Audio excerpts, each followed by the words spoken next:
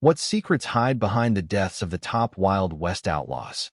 For over a century, names like Billy the Kid, Johnny Ringo, Butch Cassidy, and Jesse James have filled headlines, dime novels, and Hollywood scripts.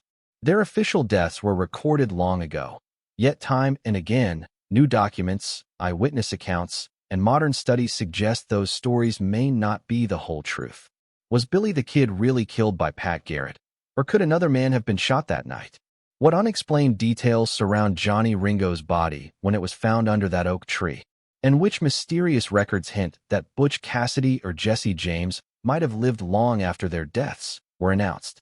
This video is a compilation of the Wild West's most controversial stories, tales where the official version collides with alternative theories, leaving behind open questions that still divide historians today. So sit back and enjoy the ride through mystery, contradiction, and legend, because the story of the outlaw's death is never as simple as the record books claim. The untold truth behind the killing of Jesse James.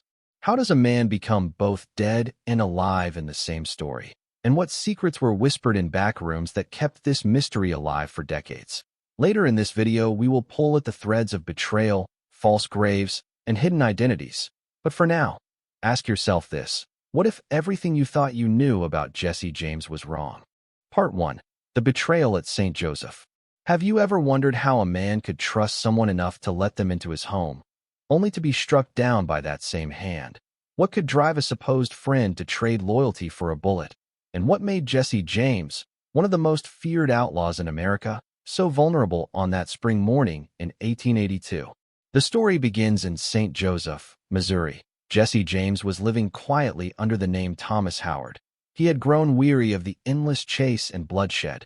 Years on the run had left him paranoid, yet oddly willing to believe in the loyalty of a few close men. Among them were Robert Ford and his brother Charlie. The Ford brothers had wormed their way into Jesse's inner circle. Robert, just 20 years old, played the role of a loyal admirer. He flattered Jesse, studied his habits, and convinced him that he was a trusted ally. But behind the smile was ambition and fear. Robert knew Jesse's legend made him both a dangerous friend and a valuable target. So why did Robert Ford decide to betray Jesse? Was it simple greed, or was it survival? At the time, Missouri's governor, Thomas Crittenden, had placed a bounty on Jesse's head. He wanted the outlaw either captured or killed, and he promised a rich reward for the man who brought Jesse down. Robert Ford saw his chance. But the truth is murkier. Some historians believe Ford was pressured into the act, not just tempted. Killing Jesse might have been less about the money and more about saving his own neck. April 3rd, 1882. Jesse James rose early in his rented home in St. Joseph. It was an ordinary house on Lafayette Street, plain and unremarkable. Jesse, his wife Z, and their 2 children had been living there quietly. That morning, Jesse seemed restless. He read the paper, noticed his name plastered in headlines, and then prepared to tackle chores. He had lived too long in disguise, and the life of a farmer suited him less than the life of an outlaw. Inside the house, Robert and Charlie Ford sat with him, both armed, both nervous. Jesse took off his coat, then removed his gun belt. This was unusual. Jesse was almost never unarmed. Yet on that morning, he seemed relaxed, or perhaps distracted. He noticed a picture frame on the wall that needed dusting. Climbing a chair, he turned his back to the brothers. It was the chance Robert had been waiting for. With a quick draw, Robert Ford raised his revolver. He aimed at the back of Jesse's head. In an instant, the shot rang out. Jesse James collapsed forward, dead before he hit the floor. The man who had robbed trains, outwitted posses, and terrorized banks was gone in a single moment of betrayal. But here is the question: why did Jesse let his guard down? How could a man known for suspicion and caution turn his back on 2 men he barely knew? Some say Jesse had grown tired of running and secretly wanted death. Others suggest he had become careless, no longer fearing betrayal. But there is also the darker idea that Jesse knew exactly what was coming and allowed it. Could it be that Jesse James staged the moment to vanish forever? We will explore that possibility later. The news spread quickly. Robert Ford rushed to claim his prize, expecting to be hailed as a hero. Instead, he found himself despised by the public. Jesse James was no saint, but many saw his death as cowardly. shot in the back, unarmed, in his own home. The press branded Robert Ford the dirty little coward who shot Mr. Howard. Rather than glory, Ford lived under scorn. He would spend the rest of his short life haunted by that label. What makes this betrayal so gripping is not only the act itself, but the contradictions it left behind. Jesse James, the outlaw who could outgun lawmen and escape traps, was undone by a house guest. Robert Ford, who dreamed of fame, instead became an outcast, and Governor Crittenden, who thought he solved a problem, instead helped birth a legend. So how much of this was inevitable? Was Jesse always doomed to fall by betrayal, or did he, in some way, choose it? And what truths were buried in that little house on Lafayette Street that morning? The answers, as we will see, only lead to more questions. Because even as Jesse's body lay in the parlor, people were already whispering that the dead man on the floor might not be Jesse James at all. And that, my friends, is where the real mystery begins. Part 2. The Reward and the Politics. What is the price of a man's life? And how much power lies hidden in a reward poster?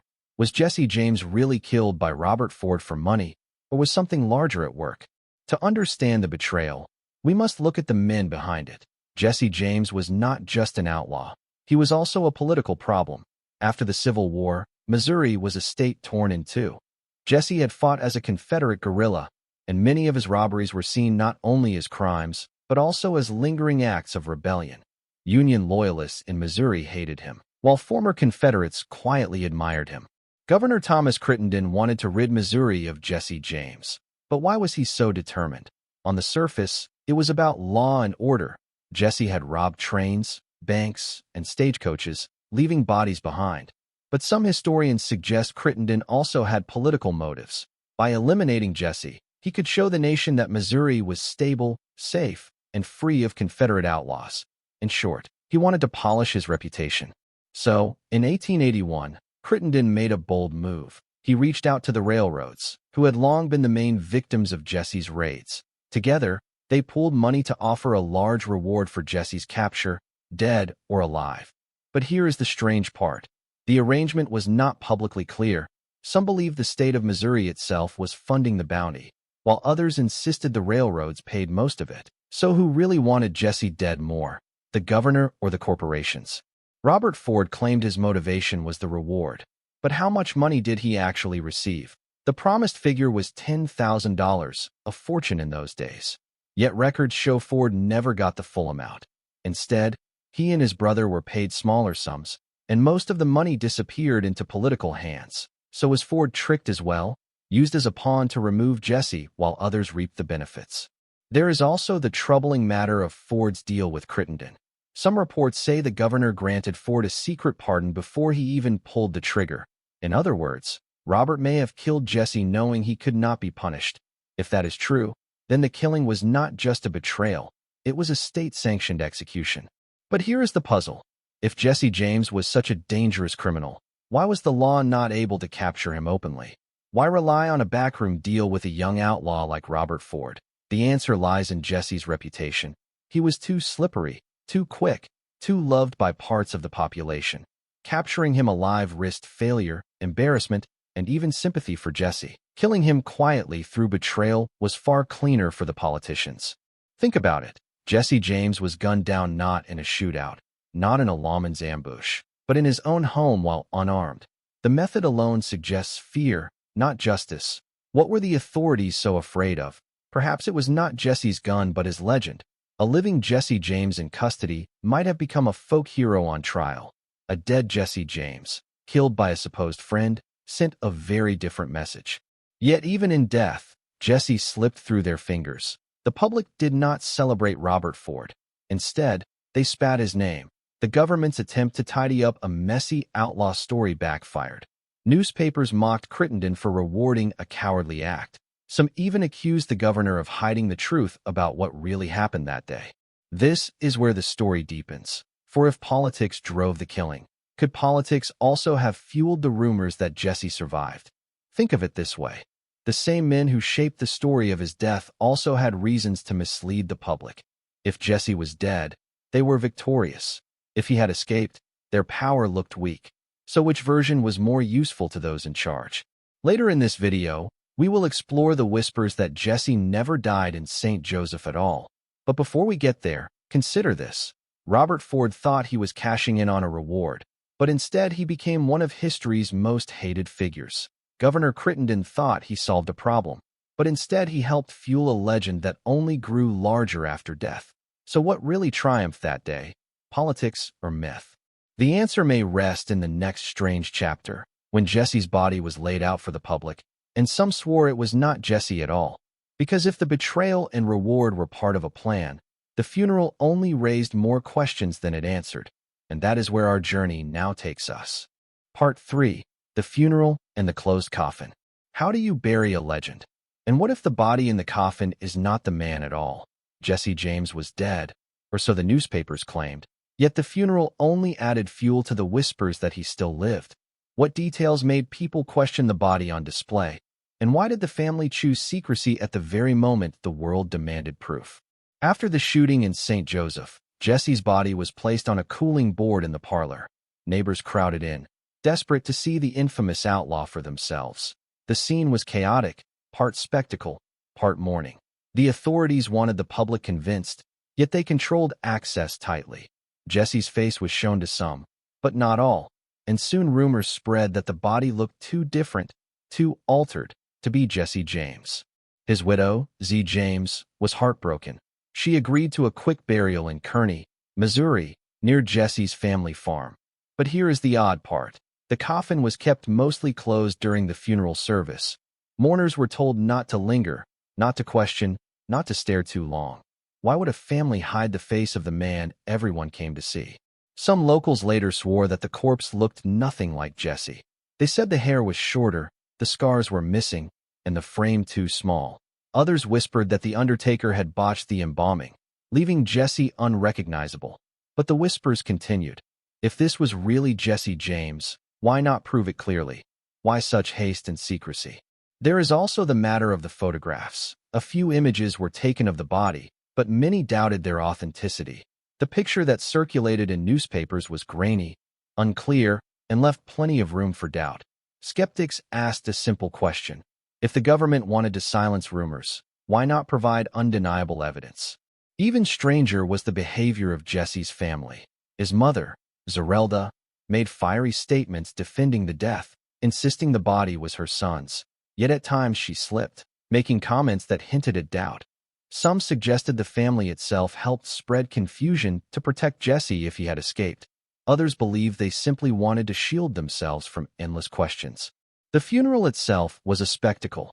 Thousands of people turned out to pay respects or to satisfy curiosity. Jesse had been both feared and admired, and his burial drew men, women, children, and reporters alike. Yet instead of ending the story, the funeral only deepened the mystery. Closed coffin, quick service, limited viewing, all the ingredients of suspicion. And here lies the puzzle. Why would an outlaw's funeral be so guarded? Usually, when authorities killed a famous outlaw, they put the body on full display, parading it before the public to prove victory. Jesse James was different. He was hurried into the ground, as if someone wanted the matter closed quickly. But why? Some say the answer is simple. Jesse James was so famous that even in death, his family wanted privacy. But others argue the opposite, that the secrecy was a cover for a switch, a staged death, and an escape. Was it possible the man buried in Kearney was not Jesse James at all, but another unlucky soul made to stand in his place? Years later, stories would surface of men claiming they saw Jesse alive after 1882. Neighbors swore they spotted him in Kansas or Texas. Strangers in Oklahoma swore a drifter matched his voice and manner. Each account found fuel in the mystery of that closed coffin, because if the funeral was so tightly controlled, who could say for sure who lay inside? The legend of Jesse James grew after that funeral, not before. His death became the spark that created doubt, suspicion, and endless folklore. And the very funeral meant to end his story may have been the moment his myth was born. So what really lay inside that coffin in Kearney? The body of a betrayed outlaw, or the greatest decoy in American history? Later in this video, we will meet the men who claimed Jesse lived under false names long after 1882. But first, we must examine how those rumors began. In the years immediately following the funeral, when men across the frontier stepped forward and declared, "I am Jesse James." Part 4. The Man Who Wouldn't Die. What happens when a man's death refuses to stick? And why did so many claim to be Jesse James long after 1882? Was it greed, madness, or something more chilling? The possibility that one of them was telling the truth. In the years following the funeral, whispers spread across the frontier. Jesse James had not died in St. Joseph. People said he had escaped. Soon, men began stepping forward, each declaring that he was the real Jesse, alive and in hiding. Some were drifters, some criminals, some ordinary farmers, but all carried the same bold claim. One of the first cases surfaced in the 1890s. A man in Kentucky began telling neighbors that he was Jesse James. He matched certain details of Jesse's past, knew names, and told stories only Jesse's close circle could know. Locals were divided. Some laughed, others swore they believed him. He vanished before authorities could investigate further. Another claimant appeared in Texas. This man, older and grizzled, told stories of raids and robberies with uncanny detail. When pressed, he insisted the man killed in St. Joseph was a decoy, a cousin perhaps, planted to give Jesse a way out. Did this man truly know Jesse's secrets, or had he memorized tales from dime novels? The line between fact and folklore blurred with every retelling. Then came the Oklahoma sightings. More than once, strangers swore they had seen Jesse alive on the open plains. One farmer claimed he shared a drink with him in Guthrie, years after the supposed death. Another swore he saw Jesse at a horse auction, older but unmistakable. Were these men deceived by lookalikes, or had Jesse really slipped the noose of history? The flood of imposters tells us something deeper. Jesse James was not just a man, he was a symbol. To the poor farmer, he was a hero who struck against the railroads. To the lawman, he was a menace who defied justice. When a man carries that kind of weight, his death will never satisfy everyone. Someone will always insist he survived. Yet not all the claimants were harmless storytellers. Some gained real followers. One man in Arkansas declared himself Jesse James and gathered a small circle of believers who treated him with respect, even reverence. When challenged, he gave details about the Ford brothers, about robberies, even about Jesse's childhood farm. How did he know? Either he was Jesse James himself, or he had studied the outlaw with obsessive precision. Here is where the mystery grows. If Jesse really did survive, how did he pull it off? He would have needed a willing family, a staged funeral, and silence from those closest to him. Is it possible that his widow Z, his mother Zerelda, and even his children agreed to the ruse? If so, what did they gain from protecting him? But there is another explanation. The men who claim to be Jesse James may not have been imposters at all, but men broken by hard lives, choosing to step into the skin of a legend. Think about it. To be Jesse James was to be powerful, feared, remembered. To be an unknown farmer was to be forgotten. Which life would you choose if given the chance? Still, each new claim kept the rumor alive. The more men who came forward, the more people doubted the official story. After all, if so many insisted Jesse lived, could all of them be lying? Or was one telling the truth? This doubt only grew as time passed. Newspapers reported these stories with relish, often without fact-checking. Dime novels repeated them, spreading the idea of Jesse's survival to readers across the country. Every imposter, whether clever or foolish, added fuel to the fire. So what do we make of the men who would not let Jesse James die? Were they opportunists exploiting a famous name? Or were they living proof that the outlaw escaped Robert Ford's bullet? Later in this video, we will turn to the most famous of them all, J. Frank Dalton, the man who in the 1940s claimed not only to be Jesse, but offered detailed proof to back it up. His story would shake the legend once again, forcing historians to ask a troubling question. What if the outlaw really lived on into the 20th century? Part 5. The Case of J. Frank Dalton. What would you think if a man in his 90s stood up and declared he was Jesse James? Would you laugh, or would you listen? And what if this man knew things only Jesse could have known? In the 1940s, a frail old man in Texas began claiming that he was the infamous outlaw. His name was J. Frank Dalton, but he insisted that was only his cover. He said he had lived in hiding for decades, quietly watching the world forget him. Now, in his twilight years, he wanted recognition. He wanted the truth told. Dalton's claims stunned the press. He was over 90 years old, but his memory seemed sharp. He told stories of robberies, named gang members, and recalled events from the Civil War with alarming clarity. Reporters, historians, and curious locals flocked to hear him speak. And here's the strange part. Many walked away convinced. Dalton displayed scars that matched Jesse's known injuries. A bullet wound here, a knife scar there. He spoke of Jesse's farm in Missouri with precise details, describing the layout, the barn, even family quirks. How could a man fabricate such knowledge without having lived it? Skeptics, of course, dismissed him as a fraud. They argued he was a clever old man who had absorbed dime novels, local gossip, and newspaper clippings, weaving them into a convincing tale. Others thought he was simply delusional, desperate for fame in his final years. But the believers pushed back. If Dalton was a fraud, how did he know so much that was never written in the popular accounts? In 1948, Dalton formally declared himself Jesse James before a crowd. Supporters gathered, some even treating him as a celebrity. He signed autographs as Jesse James, posed for photographs, and gave interviews. The legend that had supposedly ended in 1882 was suddenly alive again, walking and talking in full view of the public. Even Jesse's own family could not agree on Dalton. Some descendants dismissed him outright, while others admitted his resemblance and knowledge unsettled them. Zerelda's grandchildren were divided, some swearing Dalton had the look of their kin, others calling him an imposter. So which was it, a blood relative in disguise, or a liar with perfect timing? The case grew more bizarre when Dalton's supporters began pushing for legal recognition. They wanted history rewritten to show that Jesse had not died in St. Joseph, but lived on as J. Frank Dalton. Lawsuits were filed, court hearings were held, and for a moment the possibility that Jesse James had survived became a real legal question. But here is the twist. Dalton's life story outside of his Jesse claim was shaky. Records showed inconsistencies in his past, gaps in his identity, and sudden appearances that left researchers puzzled.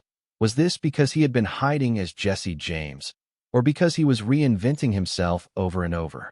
Dalton died in 1951, still claiming he was Jesse. His body was buried under a tombstone that boldly read Jesse Woodson James. To this day, that grave draws visitors, some mocking, some serious, all curious. Imagine standing before it and wondering, is this the outlaw himself, or just the final resting place of a great pretender? Decades later, attempts were made to test Dalton's remains with DNA, but the results were inconclusive. Questions about contamination, poor samples, and conflicting records left no firm answer. Once again, Jesse James slipped through the grip of certainty, just as he had in life. So what do we make of J. Frank Dalton? A fraud who fooled a generation, or the real Jesse who outlived his betrayers? The evidence points in both directions, leaving us in the same place we began, unsure. And that is the power of Jesse's legend. No matter how much proof is presented, doubt always lingers. Later in this video, we will weigh the hard evidence, from autopsies to modern DNA studies, against the mountain of rumors. The historians may have their facts, but the believers have their fire, and somewhere between them lies the truth of whether Jesse James died in 1882 or lived to tell the tale. Part 6. Historians versus Believers. What wins in the end, cold facts or burning belief? And how can one man's death split generations between those who trust evidence and those who cling to legend? Jesse James remains that dividing line, and the clash between historians and believers is as fierce today as it was in 1882. Historians rely on the records from St. Joseph. The coroner's report declared Jesse dead. Witnesses, including his wife Z, confirmed the body was his. The burial records match, and the grave in Kearney still bears his name. To them, the case is closed. Robert Ford shot Jesse James, and the outlaw's life ended that morning. Yet believers refuse to accept that conclusion.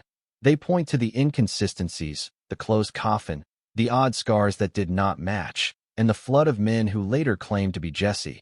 To the believers, history books are not evidence. They are controlled stories, shaped by politics and power. If the government wanted Jesse dead on paper, why trust their word? In the late 20th century, modern science entered the debate.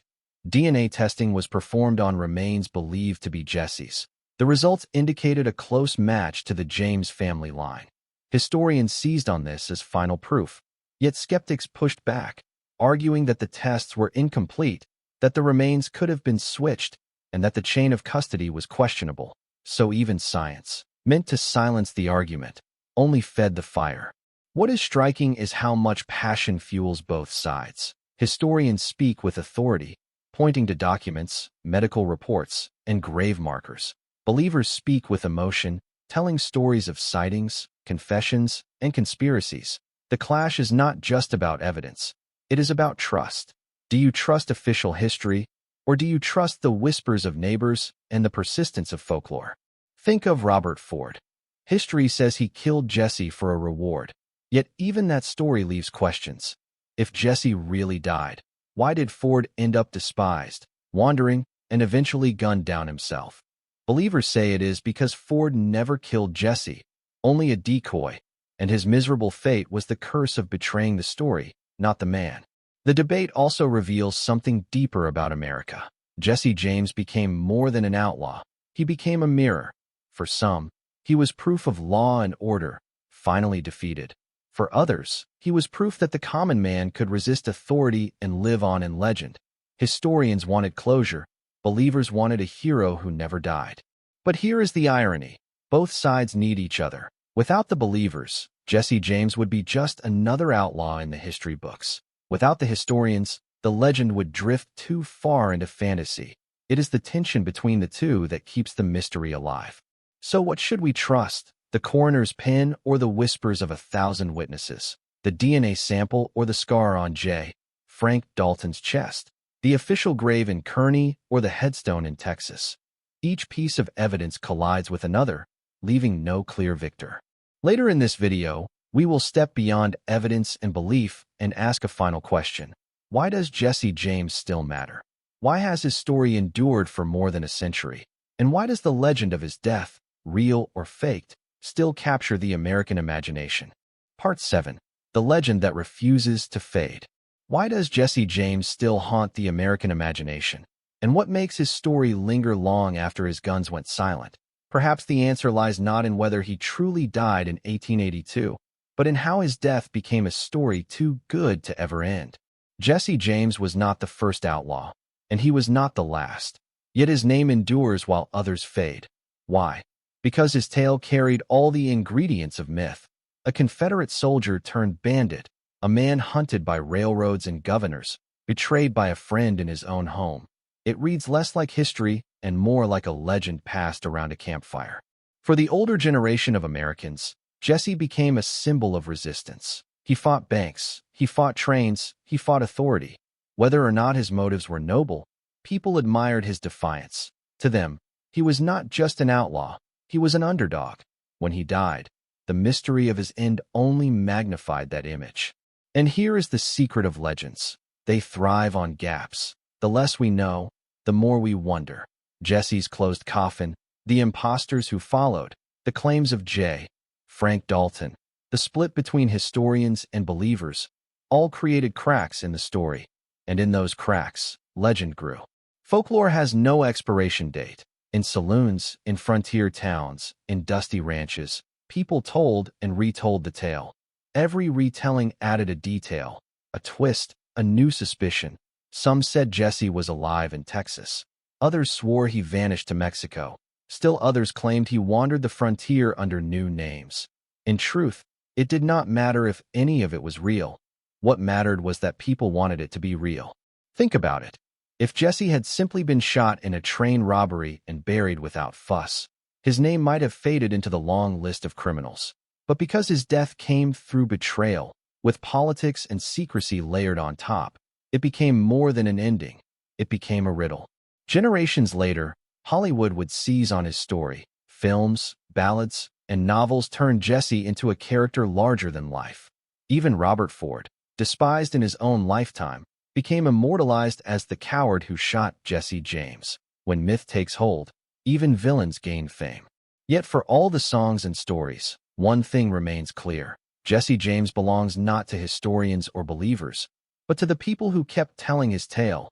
His death, real or faked, became part of the American fabric. He was outlaw and folk hero, killer and victim, villain, and legend, all in one. So what do we truly know? Did Jesse James fall on April 3rd, 1882, or did he ride off into the shadows of history? The records say one thing, the whispers say another. Perhaps the truth lies somewhere in between, hidden by time and protected by the very people who loved him. And maybe that is the point. Jesse James never needed to escape the bullet to live forever. His legend did that for him. Every doubt, every rumor, every supposed sighting only added fuel to the fire. The man may have died, but the story refused to. So ask yourself this: what makes a man immortal, flesh and blood, or memory and myth? Because whether Jesse James died in St. Joseph or lived on as J. Frank Dalton, the truth no longer matters as much as the tale, and that is why the name Jesse James will never fade. What if I told you Pat Garrett didn't kill Billy the Kid? In this video, you'll uncover secrets that historians rarely mention, like why some eyewitnesses swore Billy was still alive years later, and why his supposed grave might not even hold his body. Could everything we've been told about that night be wrong? Stay tuned, because the answers may change how you see the legend forever. Let's see first what most people think happened. The official story is simple, neat, and has been told for over a century. According to the record, Billy the Kid met his end on the night of July 14th, 1881, at Fort Sumner, New Mexico. Sheriff Pat Garrett, the man tasked with bringing him down, was waiting in the shadows. Billy had slipped into a darkened room, unaware of Garrett's presence. When he stepped inside and asked, "Quién? He was met with 2 quick shots. One struck him, and he collapsed on the floor. Just like that, the kid was gone, only 21 years old. That is the tale schoolbooks repeated, the one Garrett himself wrote in his biography.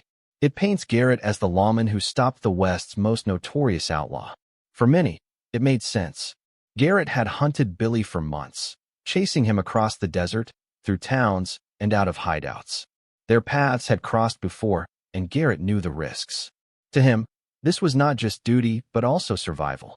Killing Billy was the only way to end the chase. People believed the story because it matched the narrative of the time. The frontier needed heroes who stood against outlaws, and Garrett fit the role. Newspapers printed the account widely, hailing him as the man who restored order. Billy's legend grew even bigger in death, and Garrett became part of the story. Law versus outlaw, order versus chaos, one side winning over the other. But if we pause here, something feels too tidy. The official version leaves little room for doubt. Yet real life, especially on the frontier, was rarely so clean. Witnesses that night were few, and details about the shooting shifted. Even Garrett's own book raised questions. Why was it written so soon after the event? Why did he need to defend himself so strongly if the story was clear? Still, the official theory remains the foundation of the legend. It gives us the image of a young outlaw cut down in his prime, and a sheriff forever tied to his name. This is the version passed down, the version carved into Western history. But was it the truth, or just the story people wanted to believe? Later, we will dig into the cracks that make this tale far less certain. Once we've heard the official theory, let's see what else could have happened. Some believe Pat Garrett was not the man who killed Billy the Kid at all. Instead, the theory suggests someone else pulled the trigger that night, while Garrett later claimed the glory, or perhaps carried the blame. It sounds strange, but when we peel back the layers, the story begins to make sense in unsettling ways. Why would Garrett claim credit for something he didn't do? The first reason is reputation. At the time, Garrett's career as a sheriff was shaky. The Lincoln County War had left New Mexico torn apart, with factions on every side. Garrett needed a win to prove his authority, and killing the kid was the biggest prize possible. If someone else shot Billy, Garrett might have found it easier to step forward, announce the kill, and take the credit. After all, who would dare challenge the word of the sheriff in the chaos of the frontier? But who could that mysterious shooter have been? One candidate is Pete Maxwell himself. It was his home where Billy walked in that night, and he was no stranger to danger. Maxwell, nervous and tired of harboring the outlaw, may have taken matters into his own hands. Imagine the scene.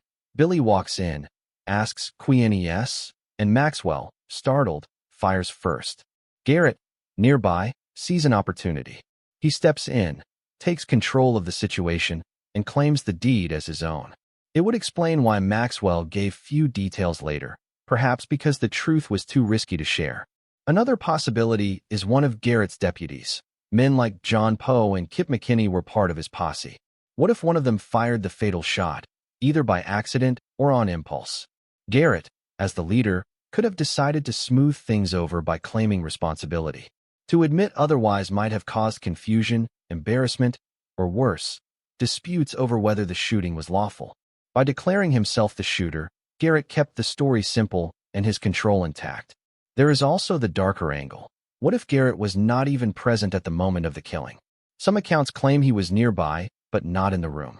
If true, that leaves the door wide open for someone else to have done the shooting, while Garrett simply collected the reward and recognition afterward. This theory thrives because eyewitness testimony from that night is inconsistent. Some swore Billy carried no weapon. Others said the scene was so dark they could hardly see. With confusion swirling, it would have been easy for Garrett to shape the narrative afterward. Let's think about motive. Who gained the most from Billy's death? Garrett earned fame, but others gained peace. The powerful ranching families of the region, tired of Billy's raids and his defiance, wanted him gone. They did not care who killed him. They only cared that he was no longer a threat. If one of their allies pulled the trigger, Garrett claiming the kill would satisfy the public while protecting the real shooter from scrutiny. In the political world of New Mexico territory, such arrangements were not unusual. Now, why would people believe Garrett was framed or at least dishonest? One reason is his behavior after the event. He rushed to publish his book, The Authentic Life of Billy the Kid. Rather than let the story speak for itself, Garrett seemed desperate to lock down his version of events. That urgency made some wonder if he was covering tracks. If he really fired the fatal shot, why defend himself so strongly? Could it be because the truth was different, and he feared others might talk? Even his deputies gave mixed statements later. John Poe admitted that in the darkness he was not sure what had happened. That kind of uncertainty left room for theories that Garrett had not been the one to act. And let's not forget, witnesses at Fort Sumner were close friends of Billy. Many of them distrusted Garrett and had little reason to support his account. Their silence or contradictions may point to a cover-up, or at least to the idea that more happened that night than Garrett wanted people to know. This theory also adds an ironic twist to Garrett's life. Instead of being remembered as a brave lawman, he may have been remembered as a man who took credit for another's deed. That irony stings even more when we remember how Garrett died years later, shot in the back in a dispute over land. It makes one wonder if his reputation had always been more fragile than the history books let on. So, was Pat Garrett framed, or was he simply opportunistic? The truth may never be known, but the theory refuses to die because it fits the messy reality of frontier life. The Old West was not a place of clean legends. It was a place where stories shifted, men lied, and survival often meant bending the truth. Perhaps Garrett killed Billy as he claimed. Perhaps he only stepped into the spotlight after someone else had already fired the fatal shot. In either case, the legend was born that night, and Garrett carried it with him until the end of his days. But when we look closer, we see a man who might not have been the hero, or the killer, that history says he was. And that question keeps the mystery alive.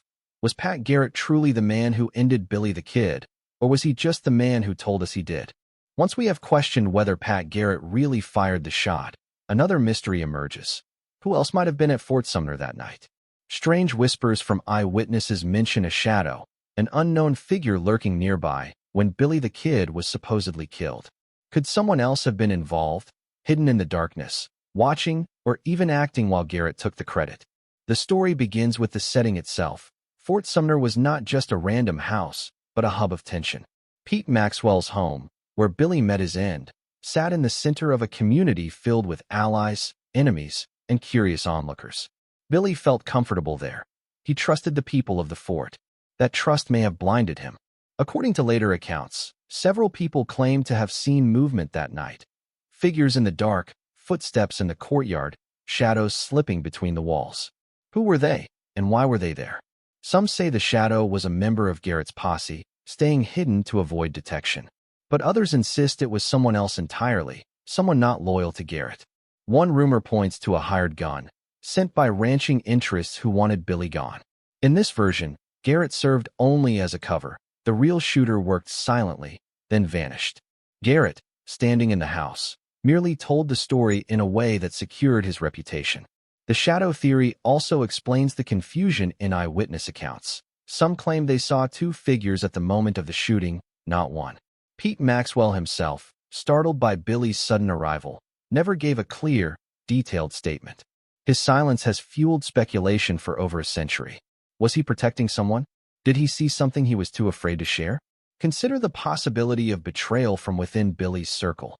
Fort Sumner was filled with people who knew him, some loyal, some tired of the risks he brought. The kid had many friends there, but friendship in the West could be fragile. If one of them betrayed him, luring him into Maxwell's home, the shadow might have been that traitor waiting in the dark. Imagine Billy, relaxed among familiar faces, walking straight into a trap. One of the most chilling parts of this theory is the claim that the shadow slipped away after the killing. If Garrett was not the shooter, the real killer may have left unseen, never to be named. Garrett's account kept the spotlight on himself, allowing the shadow figure to fade into rumor. That would explain why some witnesses whispered about seeing movement outside, even after Garrett declared Billy dead. Skeptics ask, why would anyone bother hiding if Garrett was already the sheriff? The answer may lie in politics. Killing Billy outright could be risky for private citizens. Garrett, however, could legally claim the deed. By staying in the shadows, the true shooter avoided legal consequences while still achieving the goal of removing Billy. Garrett, eager to be seen as the hero, had every reason to accept the role. Another intriguing detail is the lack of a body shown publicly. After Billy was killed, only a handful of people saw him before burial. The room was dark, the situation tense, and the shadow of uncertainty grew. Could the mysterious figure have been part of hiding what really happened? Maybe even switching the body? This idea ties into later claims that Billy survived. But even without that, the lack of transparency fuels suspicion. Later in life, some locals swore they never believed Garrett's version. They hinted at other men being present that night. Old-timers spoke of footsteps, whispered voices, and shapes in the dark outside Maxwell's place. Such testimonies, even decades later, kept the shadow theory alive. If they were lying, why cling to the story for so long? If they were telling the truth, it means history left out a key figure. Let's think about what this does to Garrett's image. If he did not fire the shot, then his entire legend rests on silence. He may have known the truth, but chose to bury it. That would make him less a lawman and more a storyteller, weaving a tale to cover an event that slipped out of his control. The shadow, meanwhile, becomes the true executioner, nameless but decisive. This theory fascinates because it adds uncertainty where certainty once stood. Instead of one sheriff ending an outlaw, we picture a crowded night, filled with fear, betrayal, and hidden players. We see Billy asking, "Who is it?" and not realizing more than one figure waited in the dark. We imagine Garrett stepping forward only after another had done the deed. And we wonder whether that unknown shadow walked away smiling, knowing history would forget him. So who was the shadow? A deputy too eager? A local too afraid of Billy's temper? A hired gun sent by ranchers who wanted peace? We may never know. But the accounts of movement in the darkness refuse to fade, leaving us with an eerie thought. Perhaps the most famous killing in the Old West was not the work of the man who claimed it, but of someone who stepped back into silence, leaving only a shadow behind. Once we've explored shadows and doubts about Garrett, let's turn to one of the most sensational claims of all. What if Billy the Kid did not die at Fort Sumner that night? What if he survived, slipped away, and lived on under another name? This theory shook the public when it surfaced in the 20th century because a man named Brushy Bill Roberts came forward, claiming he was Billy the Kid himself. Could it be true? The story begins decades after Billy's supposed death. In the late 1940s, an elderly man in Hyco, Texas, began telling friends that he had once been the famous outlaw. His real name was Oliver P. Roberts, but folks called him Brushy Bill. He spoke in detail about Billy's life, offering stories and memories that sounded far too accurate for an ordinary old man. Then, in 1950, he publicly declared that he was Billy the Kid and asked for a pardon that had been promised but never granted. The world suddenly had to ask, had history been wrong all along? Brushy Bill's claim was explosive because of how much he seemed to know. He described events from the Lincoln County War with startling accuracy. He mentioned people, places, and even small details that matched historical records. How could an old farmer from Texas know so much unless he had lived through it himself?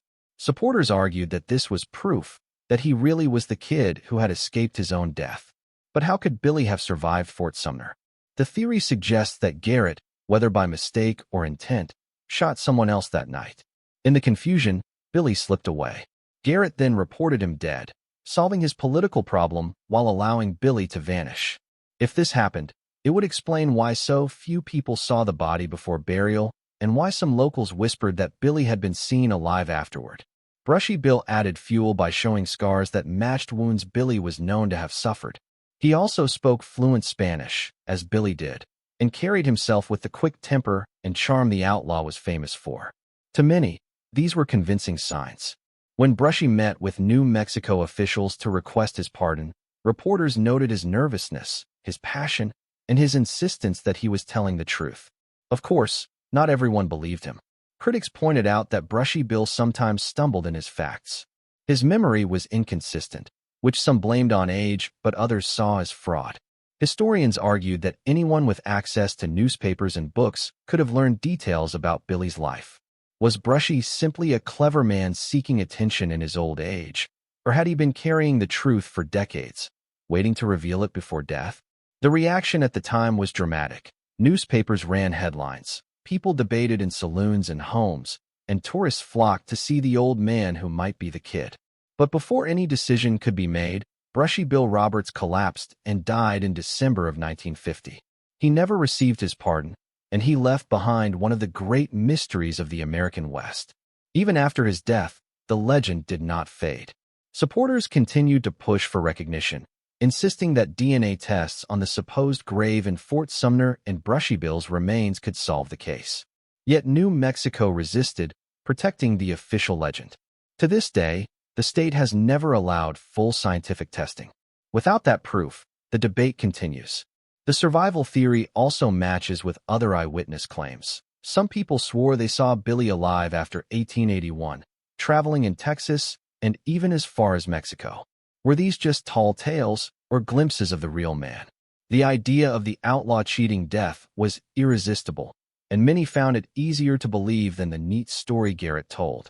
What makes the Brushy Bill claim so powerful is the way it flips the narrative. Instead of the outlaw dying young, he grows old, watching his own legend spread while living quietly under another name. Imagine the irony. While books, movies, and songs celebrated Billy's death, the man himself may have been sitting in Texas, listening to the myths about his younger self. So, did Billy the Kid survive? The evidence is tantalizing but never conclusive. Brushy Bill knew too much to dismiss outright, yet his inconsistencies weaken the claim. The scars, the Spanish, the memories, all convincing, yet never fully proven. And without DNA, the truth remains locked away.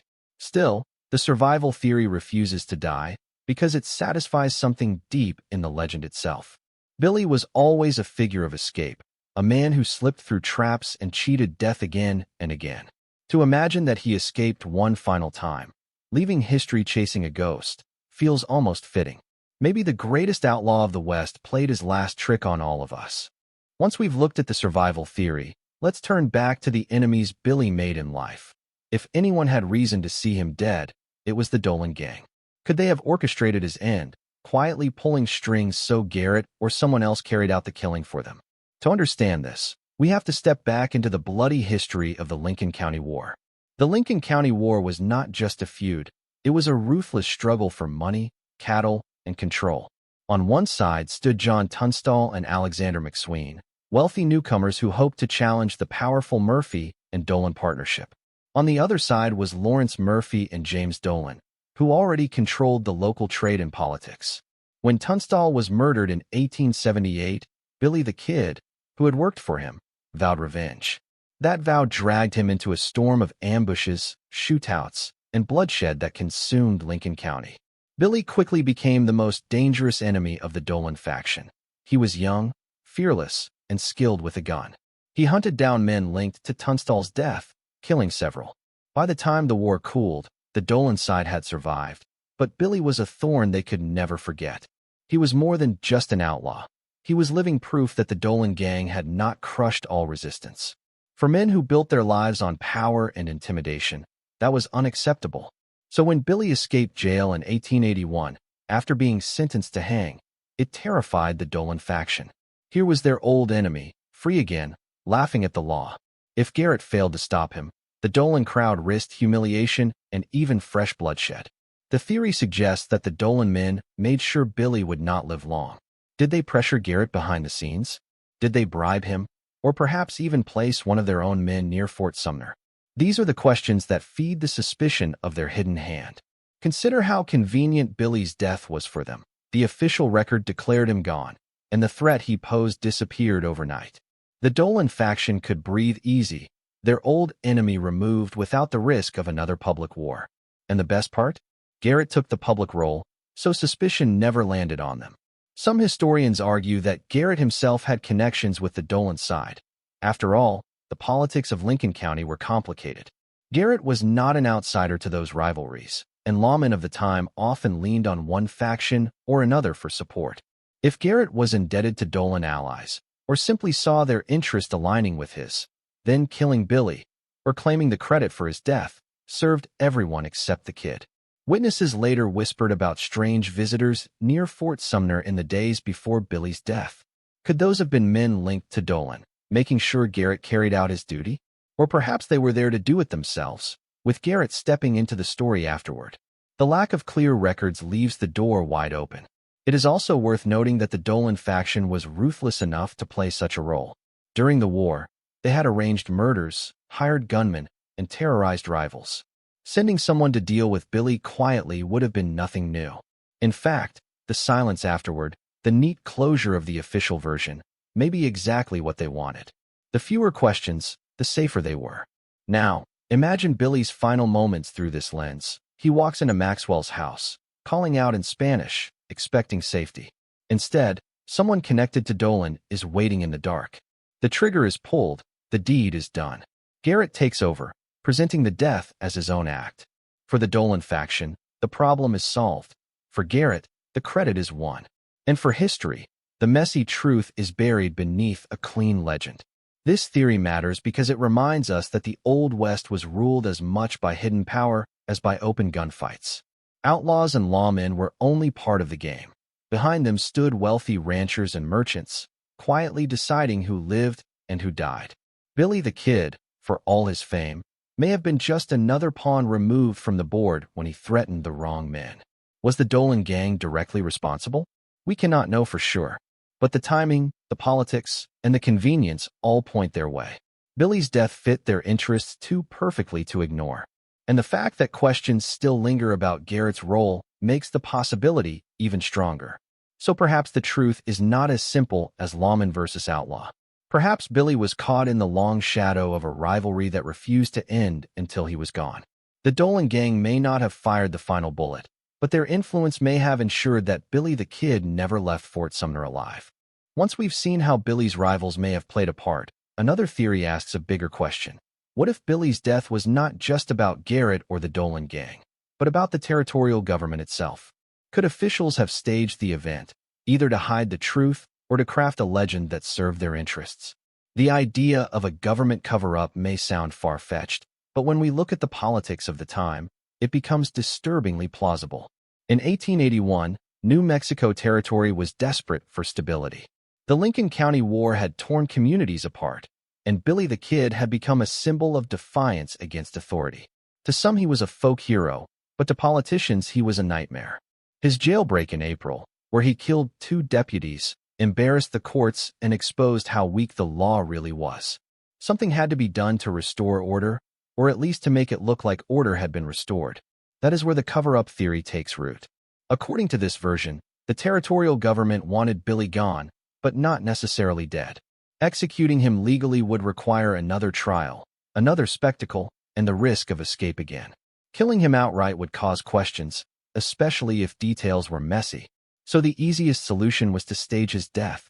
If people believed Billy was dead, the government regained its dignity.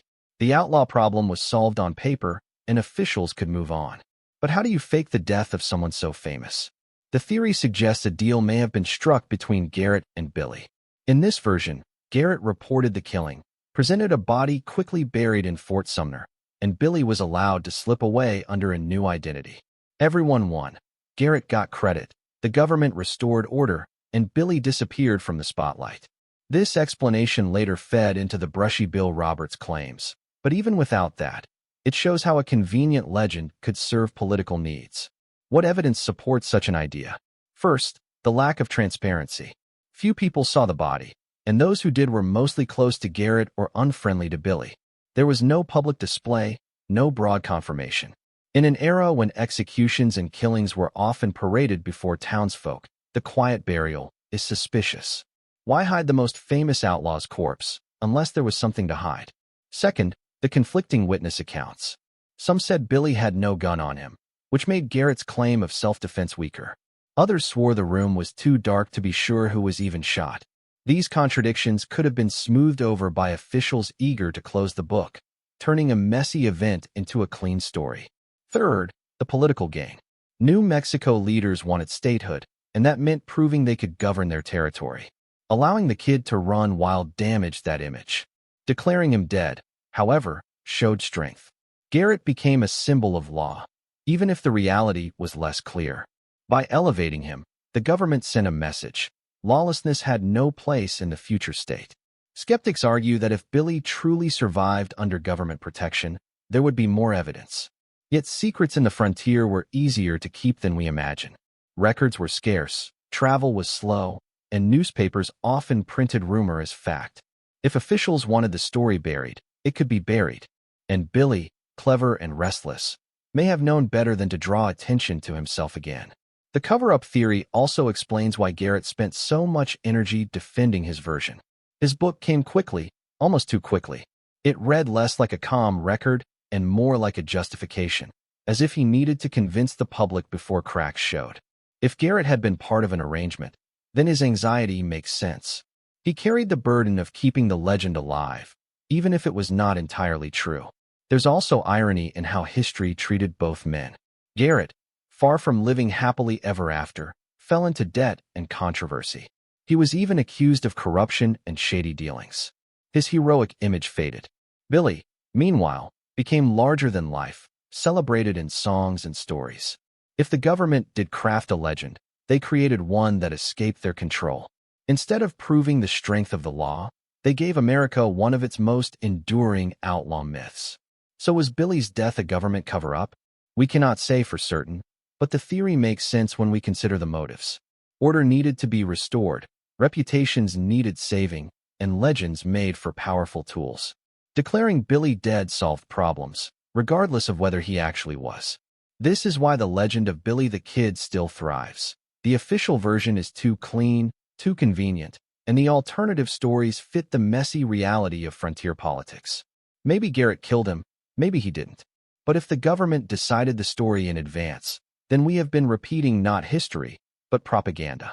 And that thought changes how we see not only Billy, but the entire tale of the Old West. Once we've questioned whether the government shaped the story, another mystery rises from the ground itself. Is Billy the Kid even buried in Fort Sumner? The official tale says his body was placed in a grave there in July 1881. But when people began looking closer, strange inconsistencies appeared. Could the famous outlaw's grave be empty? Or worse, could it belong to someone else entirely? The first problem is the grave's location. Records from the time were vague, and the burial happened quickly. Billy's supposed grave was not clearly marked until years later, when locals tried to remember the spot. Imagine that, one of the most famous outlaws in history, buried without a proper marker, with only memory guiding future generations to the place. That alone raises suspicion. Over the years, flooding in the Pecos River area damaged the cemetery. Graves were shifted, markers lost, and bodies sometimes washed away. By the time a proper headstone was added for Billy in the 20th century, no one could be certain his remains were actually beneath it. What if the grave that tourists visit today is nothing more than an empty patch of ground? Adding to the puzzle, some witnesses at Fort Sumner swore they never saw Billy's body after the shooting. Only a small circle, mostly Garrett's men, claimed to have viewed it. Others were told to stay away or arrive too late. If the grave truly held Billy, why keep it hidden from the larger community? The secrecy fits perfectly with theories of a staged death, but it also fuels the possibility that the grave was only for show. The controversy deepened in the 20th century when investigators pushed for DNA testing. If remains in the Fort Sumner grave could be compared with relatives of Billy, the truth might be known. But legal battles and state resistance blocked the efforts. Officials argued that disturbing the grave would disrespect history. Skeptics wondered if the real reason was fear, that the grave might prove empty, exposing a century-old deception. The fake grave theory also connects with the Brushy Bill Roberts claim. If Billy survived, then of course the grave could not hold him. Supporters of Brushy Bill point to the grave's uncertain history as proof that the body was never there. Even those who doubt Roberts admit the grave is suspicious. The lack of hard evidence leaves the door wide open. Another clue comes from the grave markers themselves. The first headstone for Billy was placed decades after his supposed death, and it was later stolen. The second one was added only after tourists began flocking to the site. That means the grave became more of a tourist attraction than a historical certainty. Could Fort Sumner's claim to fame have been built on nothing but sand? Local legends also fuel the fire. Old residents told stories of seeing Billy alive after 1881, while others hinted that the grave was intentionally mismarked to protect him. These whispers, passed down through families, may be nothing more than tall tales. But the consistency of the stories across different households suggests at least some truth was being protected. The most unsettling part of this theory is how easily history accepts uncertainty when it is convenient. Generations have visited Fort Sumner, gazed at the headstone, and believed they were looking at Billy's final resting place. Yet serious historians admit we cannot prove it. The grave is a symbol, not evidence. And in the Old West, symbols often mattered more than facts. So let's picture it. The sun setting over the dusty cemetery, tourists snapping photos of a headstone that may mark nothing. Beneath the ground, perhaps no bones at all.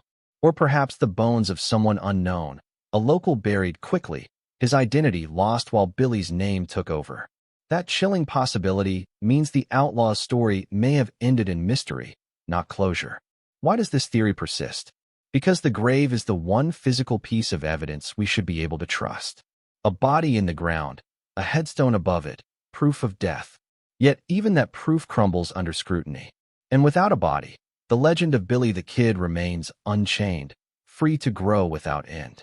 In the end, the fake grave theory is not just about bones. It is about trust. Can we trust Garrett's story? Can we trust the state of New Mexico? Can we even trust the ground beneath our feet at Fort Sumner? The lack of certainty forces us to face a haunting thought. Maybe the most famous outlaw grave in America is empty, and maybe Billy the Kid was never buried there at all. Once we've questioned the grave, the last piece of the puzzle lies with the people who claim to have seen it all. The witnesses of Billy the Kid's supposed death gave the foundation for the legend. But here's the problem. Their stories did not stay the same. Over time, accounts shifted, details changed, and memories conflicted. Why would this happen? Unless something about that night at Fort Sumner was never as simple as Garrett wanted us to believe. Let's start with Pete Maxwell, the man in whose house Billy was shot. Maxwell should have been the clearest witness, yet he gave almost nothing. He avoided long statements, dodged questions, and kept his words clipped and vague. Some claimed he was too shaken to speak, but others suspect he was hiding the truth. If Garrett killed Billy in front of him, why would he not simply confirm it? Silence often means fear or guilt. Then we have Garrett's deputies, John Poe and Kip McKinney. Poe admitted later that in the dark confusion, he was not sure what had happened. He heard shots, saw movement, but could not clearly identify Billy. That is striking. Here was a lawman present at one of the most famous shootings in Western history, and even he could not swear what he saw. McKinney's words were little better, echoing uncertainty rather than certainty. Their hesitation weakened Garrett's claim, even if they remained loyal. Other locals in Fort Sumner gave stories that contradicted one another. Some said Billy carried a gun, others said he was unarmed. Some swore the shot killed him instantly. Others claimed he lingered a moment, speaking words now lost. Such contradictions are normal in human memory, but here they matter because history rests on them. If witnesses cannot agree, why should we accept Garrett's neat version? Years later, the stories grew even stranger. Old-timers began saying that Billy had not died at all. They claimed they saw him alive afterward, riding in Texas, drinking in Mexico, or even visiting old friends in New Mexico. Were these just tall tales from aging men? Or were they confessions, too risky to share when Garrett was alive, but easier to admit years later? Some of the most intriguing contradictions came from Garrett himself. His official book told one version, but in private conversations he sometimes shifted details. He admitted at times that the darkness made it hard to be certain. Why would a man so sure of his deed change his words later? Perhaps he felt the weight of doubt pressing on him, or perhaps he knew that others held secrets he could not control. The unreliability of witnesses is not surprising in the chaos of the frontier. But in this case, their shifting stories feel deliberate, as if the truth was being hidden or reshaped. Did they fear revenge from Billy's allies? Did they feel pressure from powerful men who wanted the matter settled? Or did they simply not know what had truly happened in that dark room? Each possibility raises more questions. Even more fascinating is how these contradictions fueled later theories. Supporters of Brushy Bill Roberts, for example, point to the uncertain testimony as proof that the wrong man may have been buried. Historians who doubt Garrett's honesty highlight the deputy's confusion as evidence of a cover-up. Without shaky witnesses, these theories might have died. Instead, they thrive because the record is full of cracks. Think about the bigger picture. History is supposed to rely on evidence, yet here the evidence is weak. One man's book, a few nervous statements, and decades of gossip built the entire story of Billy's death. In any courtroom today, such testimony would fall apart under cross-examination. If Billy's death were tried before a modern jury, would the verdict be case closed or reasonable doubt? The most haunting part is how memory itself becomes part of the legend. People may not have lied outright. They may have simply misremembered, reshaped by time and rumor. Yet misremembered truth is still not truth. Each shift in the story added another layer of uncertainty until the line between fact and fiction vanished. So what do we make of these shifting stories? At minimum, they show that Billy's death was never witnessed clearly enough to be proven beyond doubt. At maximum, they hint at a conspiracy of silence, where those who knew more chose to say less. Either way, the result is the same, a mystery that refuses to die. Perhaps that is why Billy the Kid remains larger than life. His death, supposedly simple, is anything but. Witnesses changed their stories, lawmen defended themselves too hard, and locals whispered tales that contradicted the record. When history cannot agree, legend takes over. And maybe that is the real reason we still talk about Billy the Kid today. Not because we know how he died, but because we may never know at all.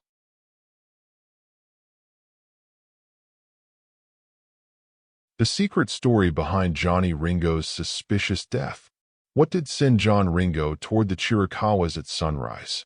It is July 1882 in the Arizona Territory. Tombstone sits to the west, the Chiricahua Mountains to the east in Cochise County. Ringo leaves a saloon and rides out alone. The Earp fights are fresh in memory, and his enemies are many. He heads toward the mountains, drinks a little, and keeps riding.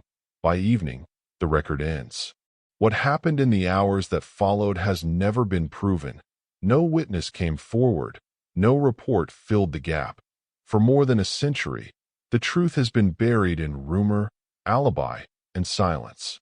In this video, we will follow the trails he rode, test each theory, and weigh the facts. By the end, you may have your answer, or find the mystery is deeper than the man himself. To understand what happened to John Ringo on that July day in 1882, we must step back. Months and years earlier, his life was already tilting toward a breaking point. The story of his end makes little sense without knowing the path that brought him there. John Peters Ringo was born May 3, 1850, in Greens Fork, Indiana. He came from a large family of farmers. In 1856, when he was still a boy, the family moved west to Liberty, Missouri. It was a common migration for the time, driven by a search for better land and opportunity. Missouri in the 1850s was already a violent place, split over the question of slavery. With raids and shootings along the Kansas border, it was an environment that exposed young Ringo to the reality that law and order were fragile things. In 1858, his father loaded the family into a covered wagon to push farther west toward California. The trail was hard, but the real tragedy struck in 1864 when his father, Martin Ringo, died in a freak accident. While crossing Kansas, his shotgun went off accidentally, killing him instantly. The family buried him on the prairie and moved on. John was only 14 at the time, and his father's sudden, violent death left a deep impression. The Ringo family eventually settled in San Jose, California. John grew up tall, intelligent, and unusually well-read for a frontier youth. He could quote Shakespeare, spoke some Latin, and was known to carry books in his saddlebags. This education gave him a certain presence, but it did not blunt his temper. By his 20s, he had already built a reputation for quick anger and skill with a gun. In the early 1870s, Ringo drifted to Texas, just as the Mason County War, also called the Hoodoo War, was breaking out. It began as a local feud over cattle rustling and quickly turned into a deadly series of ambushes and gunfights between German settlers and Anglo cattlemen. Ringo sided with the cattlemen and soon became a central figure. In 1875, he was jailed for the murder of a man named James Chaney, though he was never convicted. In the end, the Mason County War fizzled without formal resolution, but the lessons were clear. Loyalties could shift overnight, grudges lasted years, and disputes were often settled with bullets. By 1879, Ringo had left Texas for the Arizona Territory. Tombstone was still a young mining town, but already famous for its silver strikes. Cochise County was filling fast with miners, ranchers, gamblers, and outlaws. In this volatile mix, law enforcement was thin and often political. The Earp brothers, Wyatt, Virgil, and Morgan, had arrived with their ally Doc Holliday. Opposite them were the cowboys, a loose network of rustlers and stage robbers operating along the Mexican border. Ringo moved easily among the cowboys, counting Ike Clanton, Curly Bill Brocious, and the McClory brothers as friends. Unlike many, he could read and write well, and he often served as a spokesman when the cowboys wanted to appear more respectable. But his temper and skill with a revolver made him just as dangerous as the roughest in the group. Tensions between the Earps and cowboys rose through 1880 and into 1881. In January 1881, Ringo was arrested for carrying a pistol in Tombstone, a violation of town ordinance. The arresting officer was Wyatt Earp himself. It was a small charge but planted the seed for direct hostility between them. That same year, stagecoach robberies near Tombstone were linked to the cowboys. Suspicion deepened, and the divide widened. On October 26, 1881, the gunfight at the OK Corral erupted.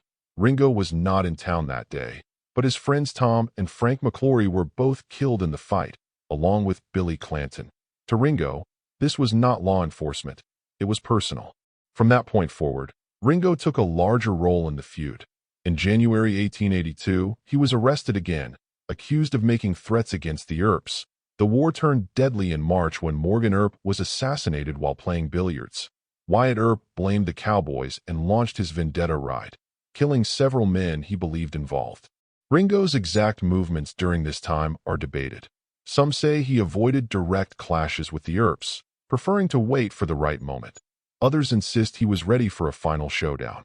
On April 14, 1882, he was seen drunk and shouting in the streets of Tombstone, openly threatening the Earps. He was arrested but released the next day.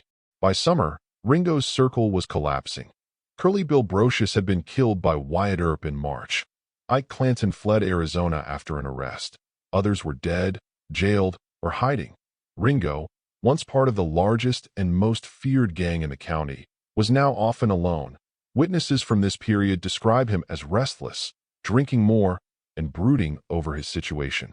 It is in this isolation that we find him in July 1882, cut off from allies, under the shadow of enemies, and carrying the weight of years of violence and loss. The feuds that had shaped him were ending, and he had no clear place in the future of Cochise County. And so, with this background, we come to the day of his death. Before we can decide whether John Ringo took his own life, was murdered, or died by accident, it is time to see the physical evidence. On July 14, 1882, the body of John Ringo was discovered in West Turkey Creek Canyon, in the foothills of the Chiricahua Mountains in Cochise County, Arizona Territory. The discovery was made by a party of men traveling through the area, including a rancher named James Yost. What they found, and how it was documented, is central to every theory about his death. Ringo was lying under the shade of a large oak tree. about 2 miles from a small camp used by woodcutters. His body was already beginning to show signs of decomposition, suggesting he had been dead for at least 24 hours, perhaps longer. The summer heat in the Chiricahuas could accelerate decay quickly, making precise time of death harder to judge. The coroner's jury report, taken at the scene, recorded that he had a single gunshot wound to the right temple. The wound showed powder burns, indicating the gun had been fired at close range, possibly pressed against the head or from only a few inches away. The bullet had exited the left side of his head. His revolver, a Colt .45, was found in his right hand with one empty chamber. The hammer was down on the spent cartridge. The rest of the chambers were loaded. The body was positioned in a somewhat relaxed sitting posture, back against the oak, legs stretched out.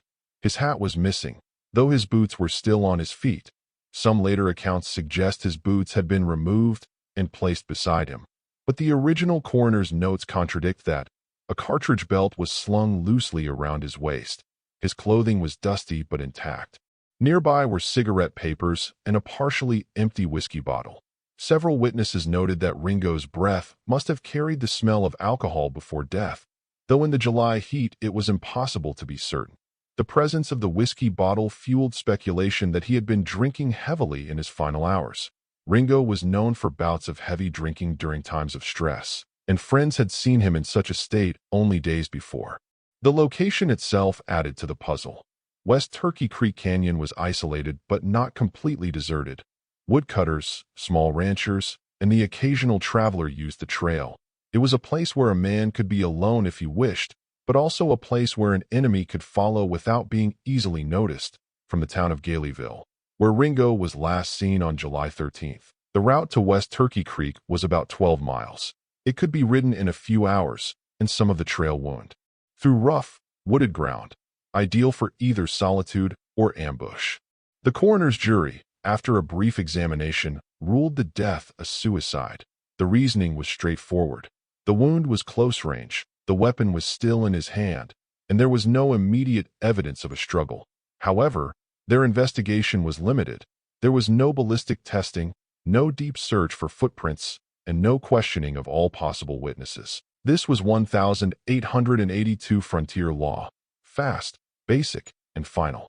Over time, certain details in the scene report have been picked apart. Some point out that the Colt revolver's hammer resting on the spent cartridge is consistent with suicide, but could also occur if someone staged the scene.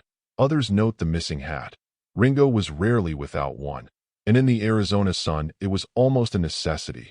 Some suggest it blew away or was taken, while others see it as a sign someone else was present. The body's position has also drawn attention.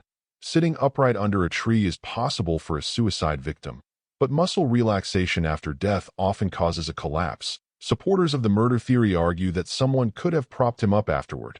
Yet decomposition and desert heat can sometimes cause a body to stiffen quickly, holding it in place before collapse. Without modern forensic work, the exact sequence is impossible to prove. Another point of debate is the trail evidence, or rather, the lack of it. If Ringo had been followed, there might have been other horse tracks nearby.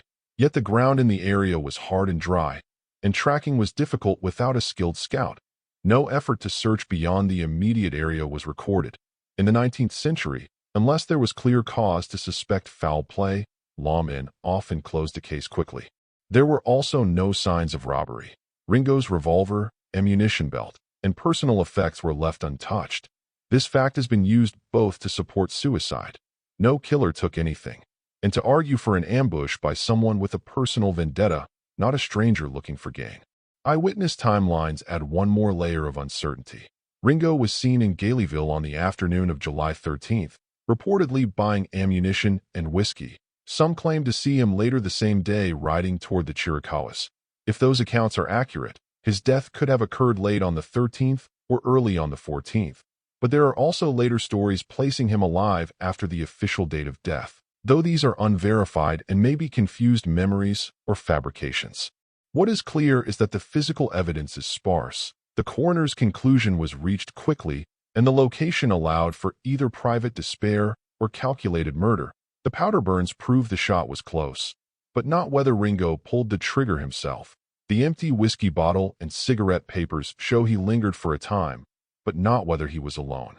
In some we have a gunshot wound to the right temple with close-range powder burns, a revolver in his right hand, one spent cartridge, rest loaded, body seated under an oak, clothing intact, boots on, missing hat, whiskey bottle, cigarette papers nearby. No signs of robbery or struggle in immediate area. Jury ruling of suicide, based on scene alone. These facts are the foundation for every theory that has followed. They are simple, but the gaps in what was recorded leave room for argument. The Chiricahua foothills kept their secrets that summer day, and the truth of how Ringo died has been debated ever since. It is time to see the theories.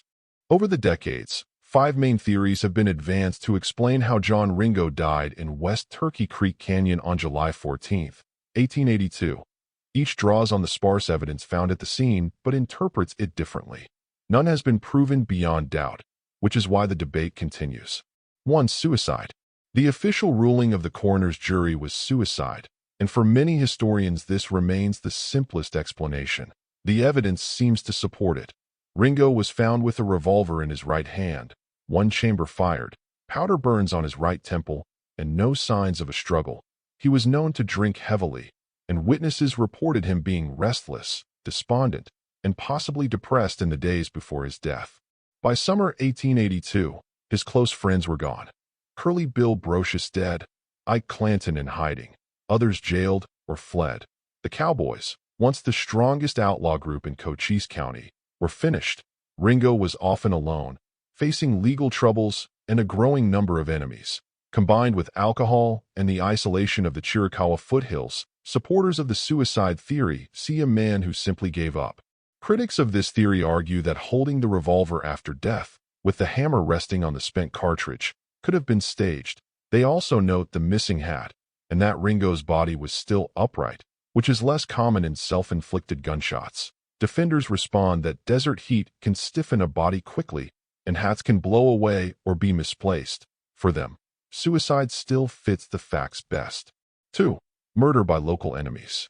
Another theory is that Ringo was murdered by someone with a personal grudge, possibly a rancher, rustler, or former cowboy who blamed him for past troubles. Ringo had made enemies in Texas during the Mason County War, in Arizona during his time with the Cowboys, and even within the outlaw circle itself. In this scenario, someone followed him from Galeyville or intercepted him on the trail to West Turkey Creek. The killer could have shot him at close range and staged the scene to look like suicide. The missing hat, the upright posture, and the lack of thorough investigation are used to support this theory. The main weakness is the absence of motive strong enough to risk killing him then and there. By July 1882, Ringo was no longer a major player. His death didn't change the balance of power in the county, and the killer would have had to act quickly, since travelers used the canyon. 3. Wyatt Earp or Doc Holliday Vendetta. This is the most colorful theory and a favorite in dime novels. Some believe Ringo was targeted as part of Wyatt Earp's ongoing revenge for the death of Morgan Earp. Holliday and Earp had both been suspected by the Cowboys of wanting Ringo dead, and there were reports, mostly years later, that Holliday had been in Arizona at the time. One version claims Holliday met Ringo in the Chiricahuas, challenged him, and killed him in a gunfight. Another says Holliday shot him without warning. Supporters of this theory point to Ringo's known hostility toward the Earps and the fact that Earp's Vendetta ride had ended only a few months earlier. The biggest problem is alibi. Records show Holliday was in Colorado at the time, fighting legal charges in Pueblo and Denver. Wyatt Earp was also far from Arizona. While both men could have traveled quickly, no contemporary witness places them near West Turkey Creek on July 13 or 14. This has led most historians to dismiss the theory as romanticized fiction. 4. Buckskin Frank Leslie confession. In later years, Buckskin Frank Leslie, another tombstone figure with a deadly reputation, allegedly claimed to have killed Ringo. Leslie was a skilled marksman, former Army scout, and gambler. He knew the Chiricahua country and had ties to both sides of the Earp cowboy feud. Leslie's supposed confession was vague and came decades after the fact, possibly while bragging in prison. If true, it would fit with the theory that Ringo was killed by someone he knew, perhaps in a private dispute or as revenge for some earlier slight. Skeptics point out that Leslie had a habit of embellishing his past. No physical evidence or contemporary account links him to the scene. Still, the idea of a skilled gunman slipping up on Ringo in the canyon is not impossible, given the terrain. 5. Accidental death. The least sensational theory is that Ringo died by accident. In this view, he was drunk, exhausted, and perhaps trying to remove his boots or adjust his gun when it discharged. The wound's close range could be explained by the position of the gun in his hand. The missing hat might have been lost earlier in the ride, and the whiskey bottle suggests heavy drinking. Combined with the July heat, dehydration, and fatigue, an accident could have happened while he rested under the oak. Opponents argue that while accidents happen, it is rare for someone to shoot themselves in the temple by mistake. Most unintentional discharges hit the leg, foot, or torso. They also note that Ringo was an experienced gunman who handled firearms daily. Still, extreme intoxication could reduce even an expert's caution. Balancing the evidence. Each theory has points in its favor and weaknesses. Suicide aligns with the physical evidence and the state of Ringo's life at the time, but leaves small details unexplained. Murder theories require more assumptions, such as staging the scene and escaping unnoticed. The Earp holiday vendetta lacks solid proof, but persists because it fits the popular image of the feud. Leslie's confession is tempting but unreliable. Accident is plausible, but harder to square with the specific wound location. The gaps in the original investigation are part of the problem. The coroner's jury made its ruling quickly, without extensive search or witness interviews. Without more detail, speculation has filled the void for over 140 years. The Chiricahua Mountains, with their deep canyons and shifting shadows, have kept their silence. And so, with the facts in hand and the possibilities laid out, it is time to see the theories in action, tested against what little we truly know of that quiet July afternoon. After John Ringo's body was buried near the site where he was found, the mystery of his death quickly entered Arizona folklore. But the story did not end there. Over the decades, odd details, strange sightings, and late-blooming evidence have kept the debate alive. One curious fact is that Ringo's grave is still in the Chiricahuas, marked by a simple stone. It's rare for an outlaw of his notoriety to be left in such a remote spot, instead of being brought into town. Some say it was out of respect for his wish to be buried where he fell. Others claim it was simply too far and too hot to transport the body. This simple grave has become a small pilgrimage site for Western history enthusiasts, even though few can say with certainty what really happened there. Another detail that has puzzled researchers is the condition of Ringo's horse. Reports vary, but some accounts say the animal was found wandering nearby, fully saddled. If true, this raises questions. If Ringo intended suicide, why leave a valuable horse saddled and loose? Did he tie it up and it broke free, or did someone else ride it and turn it loose afterward? The original coroner's records are silent on this point, but it has fueled more speculation about foul play. Decades after Ringo's death, new witnesses surfaced. Some claimed they had heard confessions from men who killed him. One such claim came from buckskin Frank Leslie, though his story shifted over time. In the 1930s, a man named William K. Breckenridge, once a deputy sheriff under Johnny Bean, published a memoir that hinted Ringo might have been killed by others. However, Breckenridge's book Eldorado is known to mix fact with personal opinion, and historians debate how much of it is reliable. One of the strangest pieces of alleged evidence emerged in the 1990s, when a private collector claimed to own Ringo's actual Colt revolver. The gun matched the model and period, but had no definitive proof linking it to Ringo's death. Still, its existence sparked new debates among firearm experts and Western buffs about whether its wear patterns matched the way it was reportedly found. There's also the persistent problem of timelines. In some later accounts, people swore they saw Ringo alive after the official date of his death. A rancher in the area claimed he spoke with Ringo on July 14th, hours after the coroner's estimated time of death. Others claimed sightings days later. While most historians dismiss these as mistaken identity, Ringo was a tall, distinctive man, but not so unique that he couldn't be confused with another drifter. These stories keep feeding the idea that the official record might be wrong.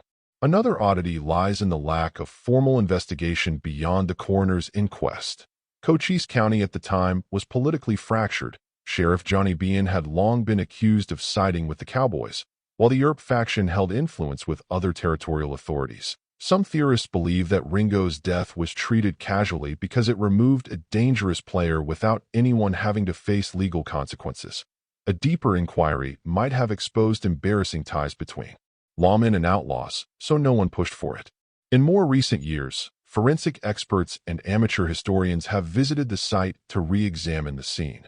The terrain around West Turkey Creek Canyon has changed little since 1882. The oak trees still give shade. The canyon floor still offers secluded spots. One modern analysis suggested that the angle of the wound, as described in coroner's notes, would have been awkward but possible for a right-handed suicide. Another analysis, based on the same notes, claimed it would have been easier for a second person standing close to fire the shot, without the body or the original weapon in verified custody. These arguments remain theoretical. Interestingly, Ringo's death has also become part of broader debates about the Old West itself. Whether figures like him were products of lawlessness and chance, or whether they were driven to their ends by the collapse of their social networks and power. In Ringo's case, the destruction of the cowboys left him isolated. For some, this points towards suicide. For others, it created the perfect opportunity for someone to settle a score. Pop culture hasn't helped settle the facts. In films like Tombstone, 1993, Ringo's death is depicted as the result of a showdown with Doc Holliday. While entertaining, this version has no basis in contemporary evidence, yet it has shaped how many people imagine his end, blending Hollywood drama with the bare bones of history. Even the location of his grave has invited its own myths. Some visitors claim to have found old shell casings nearby, possibly from the 1880s. Others insist they've seen carvings and trees marking initials, though none can be confirmed as connected to Ringo. Local folklore sometimes even adds ghost stories, with tales of a lone rider seen at dusk in the canyon, an echo of the real man's final ride. As for new evidence, the most significant development in recent decades has been the digitization of old newspapers and court records. Researchers now have easier access to period sources, and while no smoking gun has appeared, these archives have clarified some points, such as confirming Galeyville sightings of Ringo on July 13, 1882, and verifying that no formal search for a killer was conducted. Ultimately, every scrap of evidence, old or new, must be filtered through the limitations of the time. In 1882, frontier investigations were quick and often sloppy. Powder burns and a gun in the hand were enough for a suicide ruling. Today, those same details would trigger deeper forensic work, scene preservation, and cross-examination of witnesses. Without that, the truth is likely lost. John Ringo's death remains one of the enduring puzzles of the Old West. Whether it was suicide, murder, accident, or something stranger, the gaps in evidence keep it alive in public imagination. The oak tree, the canyon, the missing hat, the lone grave, all are pieces of a story that refuses to close neatly. And now, the question falls to you. Looking at the facts, the theories, and the curious bits that surfaced afterward, what do you think happened in West Turkey Creek Canyon that July afternoon? Was Ringo a man who chose his own end, a victim of another's hand, or a casualty of bad luck and bad timing? Your opinion might not solve the mystery, but it keeps the story alive, just as it has been for over 140 years. New findings on the mysterious death of Butch Cassidy and the Sundance Kid. Two gunmen rode into a Bolivian mining town in 1908. By dawn, two bodies lay in the dust. But whose? Were they the most wanted outlaws of the American West, or two nameless drifters caught in the wrong fight? Why were their graves never found? Why did witnesses vanish? And why, years later, did a man in America hint that he had been Butch Cassidy all along? The answers to these questions are not simple, and later in this video, you will discover why the story refuses to die. In early November 1908, two armed men were killed in the Bolivian mining town of San Vicente during a standoff with local authorities. Their identities were never conclusively established, and this uncertainty has remained one of the most debated mysteries of the American outlaw era. Some believed the dead men were Butch Cassidy and the Sundance Kid. Others argued they were unknown bandits who happened to be mistaken for the famous pair. San Vicente was a small settlement in the Bolivian highlands, located in a remote valley surrounded by tin and silver mines. The town existed largely to serve the mining companies and their workers, with a handful of stores, a cantina, and a small garrison of soldiers stationed nearby. By 1908, Bolivia was connected to global markets by railways and telegraph lines, but its mining camps still had the appearance and character of frontier outposts.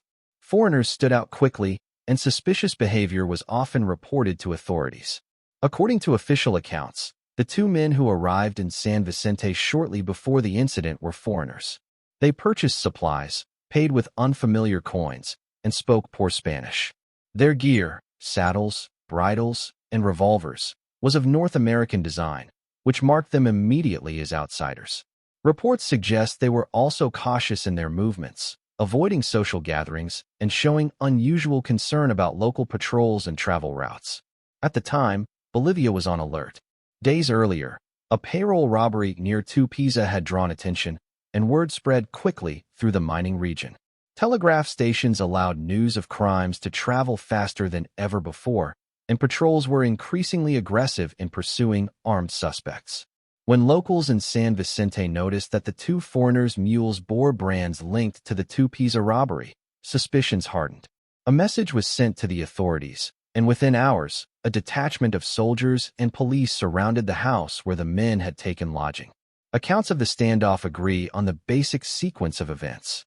The authorities demanded surrender. The men inside responded with gunfire, killing at least one of the Bolivian soldiers and wounding another.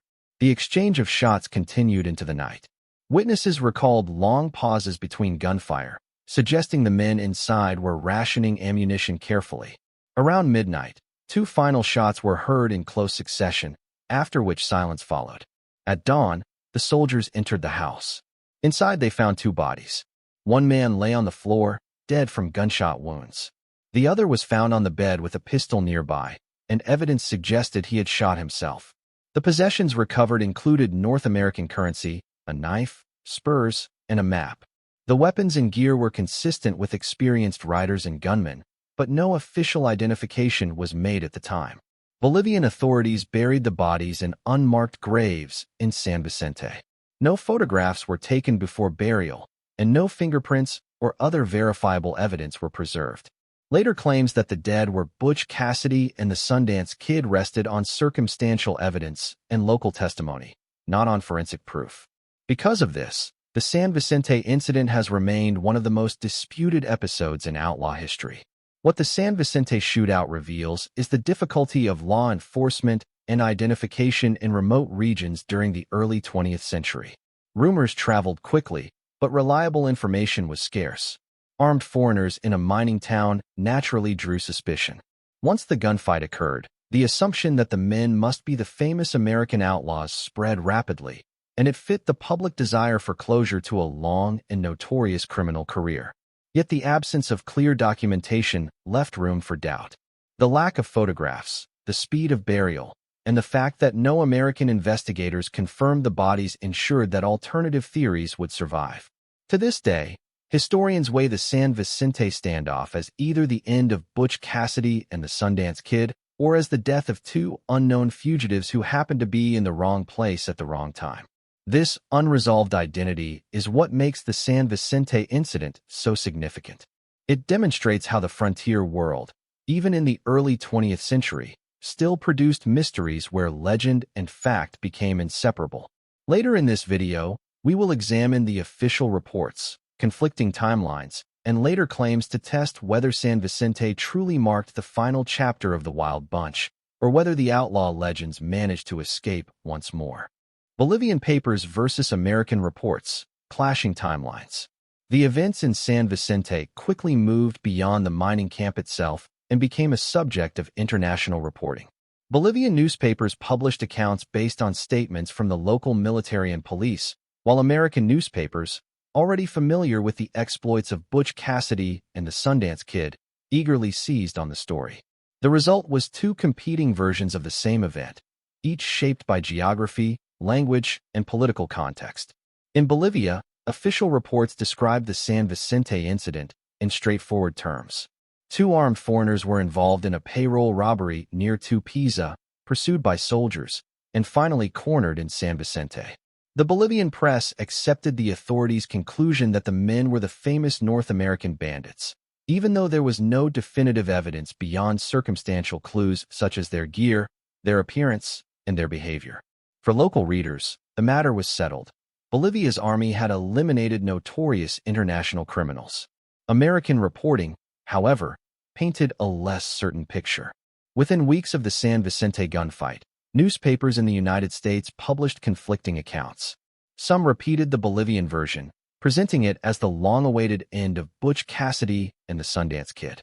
Others questioned the story, pointing to the lack of photographic evidence, the absence of positive identification, and the speed with which the bodies had been buried.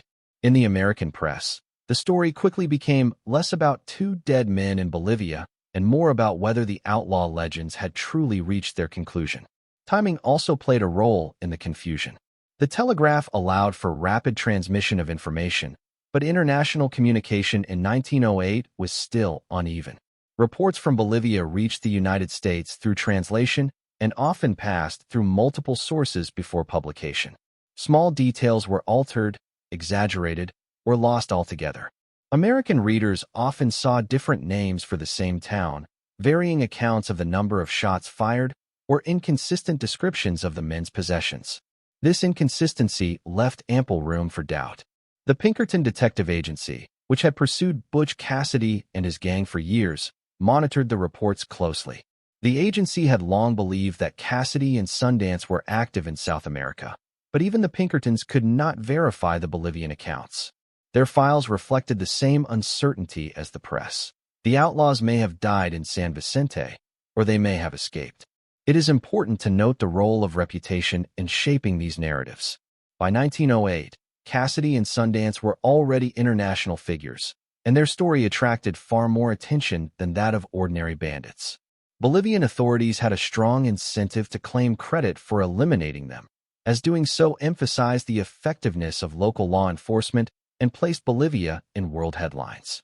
American newspapers, for their part, had long relied on the outlaw stories to sell papers, and the San Vicente incident provided another opportunity to engage readers, whether the story was verified or not. The result was two bodies in a Bolivian grave and two competing histories. In Bolivia, certainty prevailed. The famous bandits had been killed. In the United States, ambiguity prevailed. The famous bandits might have been killed, or they might have escaped. This division in reporting set the stage for more than a century of speculation, eyewitness claims, and alternative theories that continue to surround the San Vicente shootout. The clash between Bolivian and American reports reveals the larger problem of outlaw history in the early 20th century. In an age without standardized identification methods, without international coordination, and without photographic proof, narratives often became more important than evidence. Later in this video, we will turn to the burial and exhumation controversies, where the absence of reliable physical proof created even deeper uncertainty. The burial question: graves moved, names missing. The San Vicente shootout ended with two bodies. That much is certain. Yet what happened to those bodies after the standoff is one of the most problematic aspects of the story. Unlike in the American West, where lawmen often photographed outlaws and displayed their remains as proof of success, the Bolivian authorities did not leave clear evidence. Instead, the burials were carried out quickly, in local ground, and without the kind of records that later historians would desperately search for. This absence of reliable burial documentation is not a minor detail. It has been at the center of the controversy for more than a century. If Butch Cassidy and the Sundance Kid were killed in San Vicente, then their graves should still exist, or at least be identifiable. If the graves cannot be found or confirmed, the possibility remains open that the story of their deaths was mistaken or deliberately misrepresented. The official Bolivian account stated that the two men were buried in the local cemetery at San Vicente. In 1908, the cemetery was small, little more than a collection of simple marked and unmarked graves used by mining families. Records were minimal, and headstones often crude or temporary. Unlike cemeteries in larger cities such as La Paz or Potosí, where church registries might note burials, San Vicente's graveyard lacked formal record-keeping. The bodies were placed in unmarked graves, a common practice in small settlements where resources and attention were limited. From the beginning, the burials left questions. Contemporary American reports noted that no effort was made to preserve photographs, fingerprints, or other identifiers before the men were placed in the ground. Some newspapers even remarked on the unusual haste of the burial, given the supposed importance of the outlaws. For Bolivian authorities, however, the case may have seemed closed the moment the shooting stopped. The men were foreigners, identified loosely as the outlaws already rumored to be in the area. Once they were dead, the practical need was to remove the bodies and restore order, not to prove their names for posterity. Over the decades that followed, attempts to locate the graves became increasingly complicated. San Vicente itself changed as mining expanded. The cemetery shifted locations more than once, with graves being moved or disturbed during construction and industrial development. Mining towns were not built for permanence. They rose quickly when ore was found and often declined just as quickly when the ore ran out. In such places, graveyards were sometimes relocated without precision and markers were lost. By the mid-20th century, local residents were no longer sure where the original 1908 cemetery had been. One of the most significant efforts to solve the burial mystery came in 1991, when a team of American and Bolivian researchers conducted an excavation in San Vicente. The project aimed to recover the remains of the two supposed outlaws and confirm their identity through modern forensic methods. Excavations uncovered skeletal remains believed to belong to one of the men killed in 1908. However, DNA testing later compared the sample to known relatives of the Parker family, Butch Cassidy's family line, and found no genetic match. This result did not close the debate. Instead, it deepened it. Some argued that the wrong grave had been exhumed, given the uncertainties about the original cemetery location. Others claimed the result proved that the dead in San Vicente were not Cassidy and Sundance. The 1991 excavation highlighted another problem: the reliance on local memory. Oral accounts from San Vicente residents had been used to guide the excavation, but nearly a century had passed since the shootout. Families remembered stories told by parents and grandparents, but such memories inevitably blurred with time. One resident might point to a certain section of ground, convinced that the bodies had been placed there. Another might insist on a different spot. Without written records or photographs, archaeologists were left with guesswork and conflicting testimony. Complicating the matter further, historians discovered inconsistencies in Bolivian archival material. Some reports claimed the bodies had been buried together, others said separately.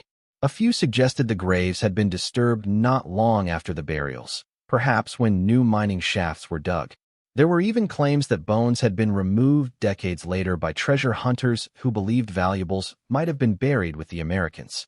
Each inconsistency weakened the reliability of the burial story. This lack of certainty fed directly into the survival theories. If the graves could not be located, skeptics argued, then perhaps there had been no graves at all. Perhaps the men killed at San Vicente were not Cassidy and Sundance, but two lesser-known bandits. Perhaps the real outlaws escaped and lived under new names. In this way, the missing or misplaced graves became one of the strongest pillars supporting the legend that Cassidy and Sundance survived Bolivia. It is also worth noting that burial practices in rural South America at the time differed from those familiar to Americans. Quick burials without markers were common.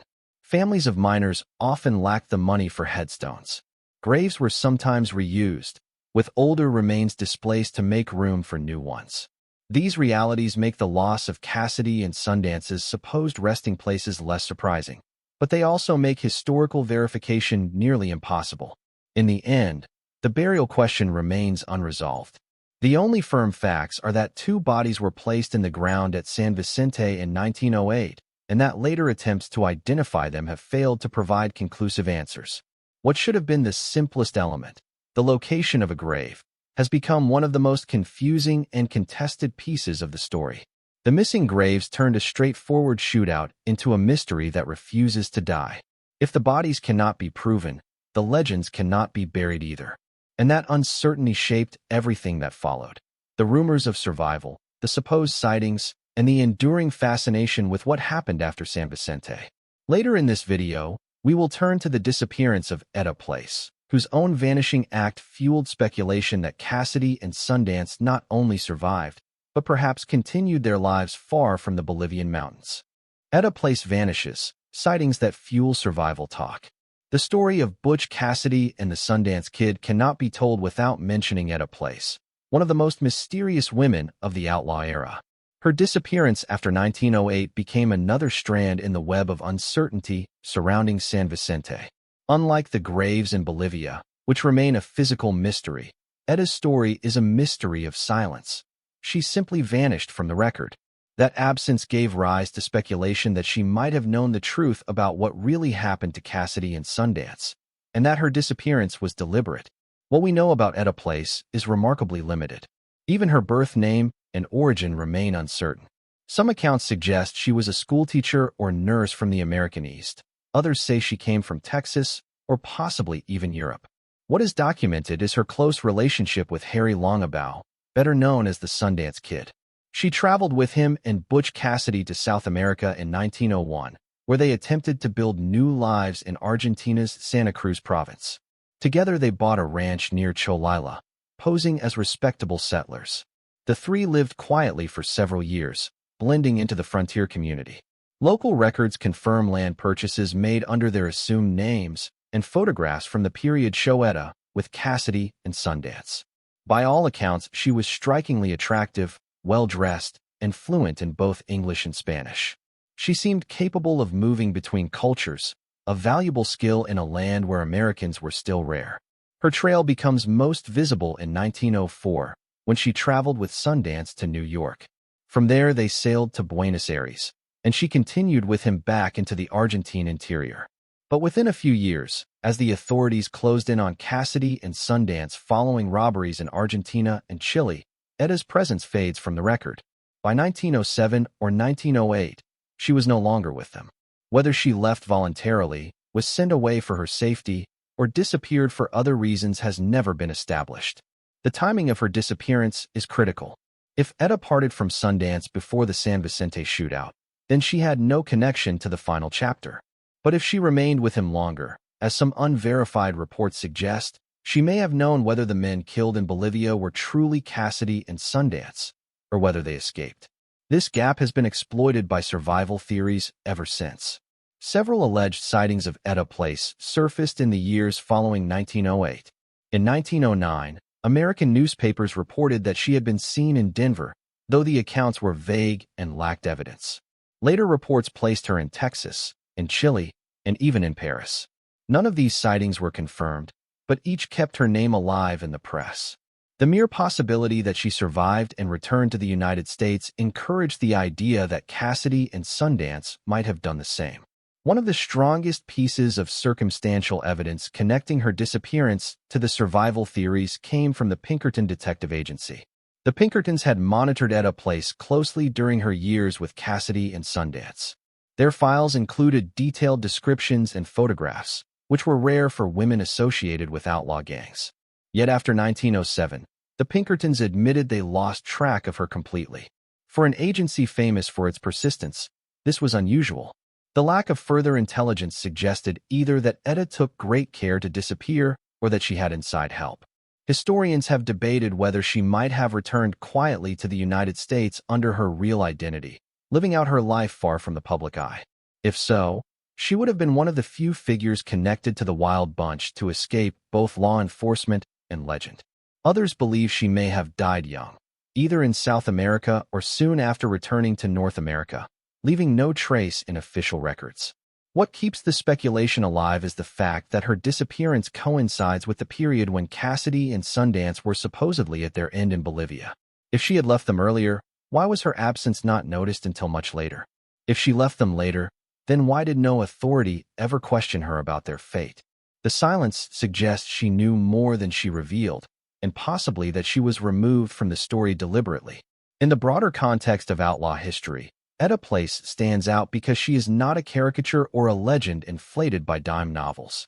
The records that do exist show a real woman, educated, well-traveled, and directly tied to two of the most famous outlaws of her time. Her vanishing act is therefore harder to dismiss. It is not just another rumor. It is a documented absence where records should exist. Her story matters for another reason. The mystery of San Vicente is often presented as a question of forensic evidence. Bodies, graves, and DNA. But Etta Place represents the human side of the mystery. If she survived, she may have carried the truth about Cassidy and Sundance with her. If she vanished intentionally, it may have been because the truth was inconvenient or dangerous. Ultimately, Etta Place's disappearance remains one of the strongest supports for the belief that Cassidy and Sundance did not die in Bolivia. Without her, the survival theories would rely only on vague reports and questionable evidence. With her, they gain a credible figure whose silence and absence raise questions that have never been answered. What became of Etta Place remains unknown. No verified death record has ever been found. No confirmed grave has been identified. Her trail simply ends, and in its place a century of speculation has grown. Was she a witness to the end of the Wild Bunch, or did she live out her years knowing the story was not over? Later in this video, we will turn to the Pinkerton Detective Agency itself, whose pursuit of Cassidy and Sundance shaped much of the legend and whose motives for closing the case may explain why uncertainty was allowed to persist. Pinkertons want closure, pressure, payoffs, and motives. The Pinkerton National Detective Agency played a central role in the pursuit of Butch Cassidy and the Sundance Kid. By the early 20th century, the Pinkertons were no longer just a private security firm. They had become a quasi-official law enforcement arm for banks, railroads, and corporations.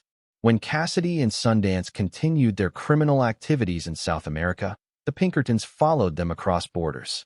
Understanding the agency's role is essential to understanding how the story of San Vicente was shaped and why so many people believed, or wanted to believe, that the Outlaws died in Bolivia in 1908. The Pinkertons' interest in Cassidy and Sundance began in the United States during the 1890s. The Wild Bunch, under Cassidy's leadership, had become one of the most successful outlaw groups in the West, responsible for multiple train and bank robberies. Railroads, which were among the Pinkertons' most important clients, demanded that the agency put an end to the gang's activities. By 1901, the Pinkertons had compiled extensive files on Cassidy, Sundance, and their associates, including photographs, physical descriptions, and personal histories. When Cassidy and Sundance fled to South America, the Pinkertons did not abandon the chase.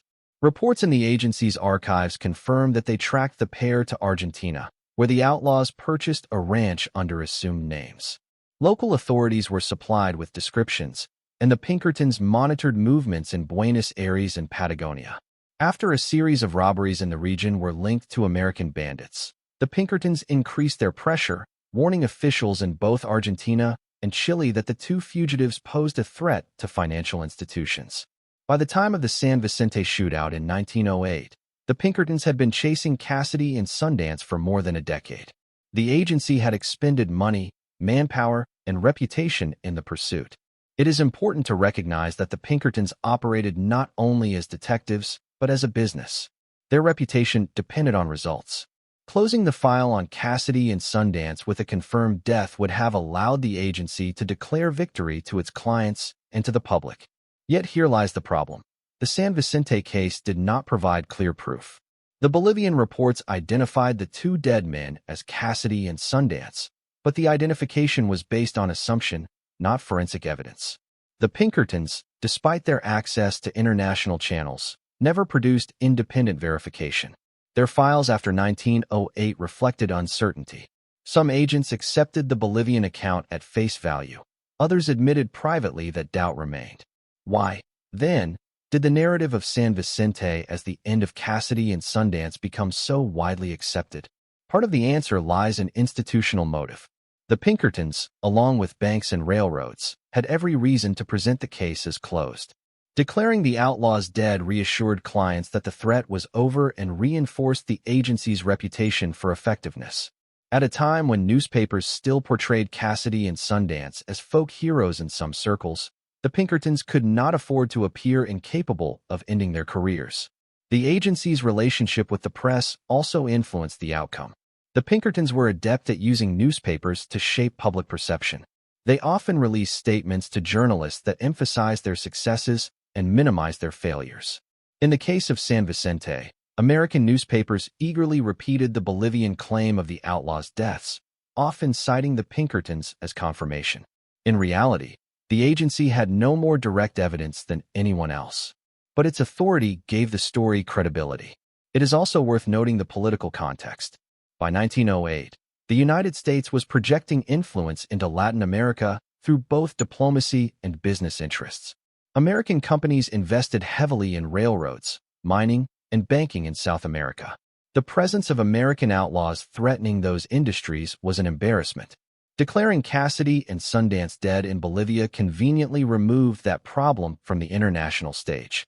The Pinkertons, working closely with corporate clients, fit neatly into this context. Historians who have examined the Pinkerton files note the lack of closure. Internal reports sometimes contradict public statements. Some agents speculated that Cassidy and Sundance might still be alive after 1908. Others pointed to supposed sightings in Chile, Argentina, and even the United States. Yet none of this uncertainty was presented to the public. Instead, the agency allowed the narrative of their deaths to stand unchallenged. This silence served an obvious purpose. For the Pinkertons, keeping the legend alive did not benefit them. Allowing survival theories to flourish would only make the agency look ineffective. A closed case, 2 dead men in Bolivia, was easier to defend to clients, regardless of lingering doubts. The role of the Pinkertons in shaping the San Vicente story highlights an important truth about outlaw history. Law enforcement agencies, like newspapers, had their own motives for framing events in a certain way. The absence of evidence was less important than the appearance of resolution. What mattered was that the story ended in a way that satisfied clients, reassured the public, and preserved reputations. This raises a question.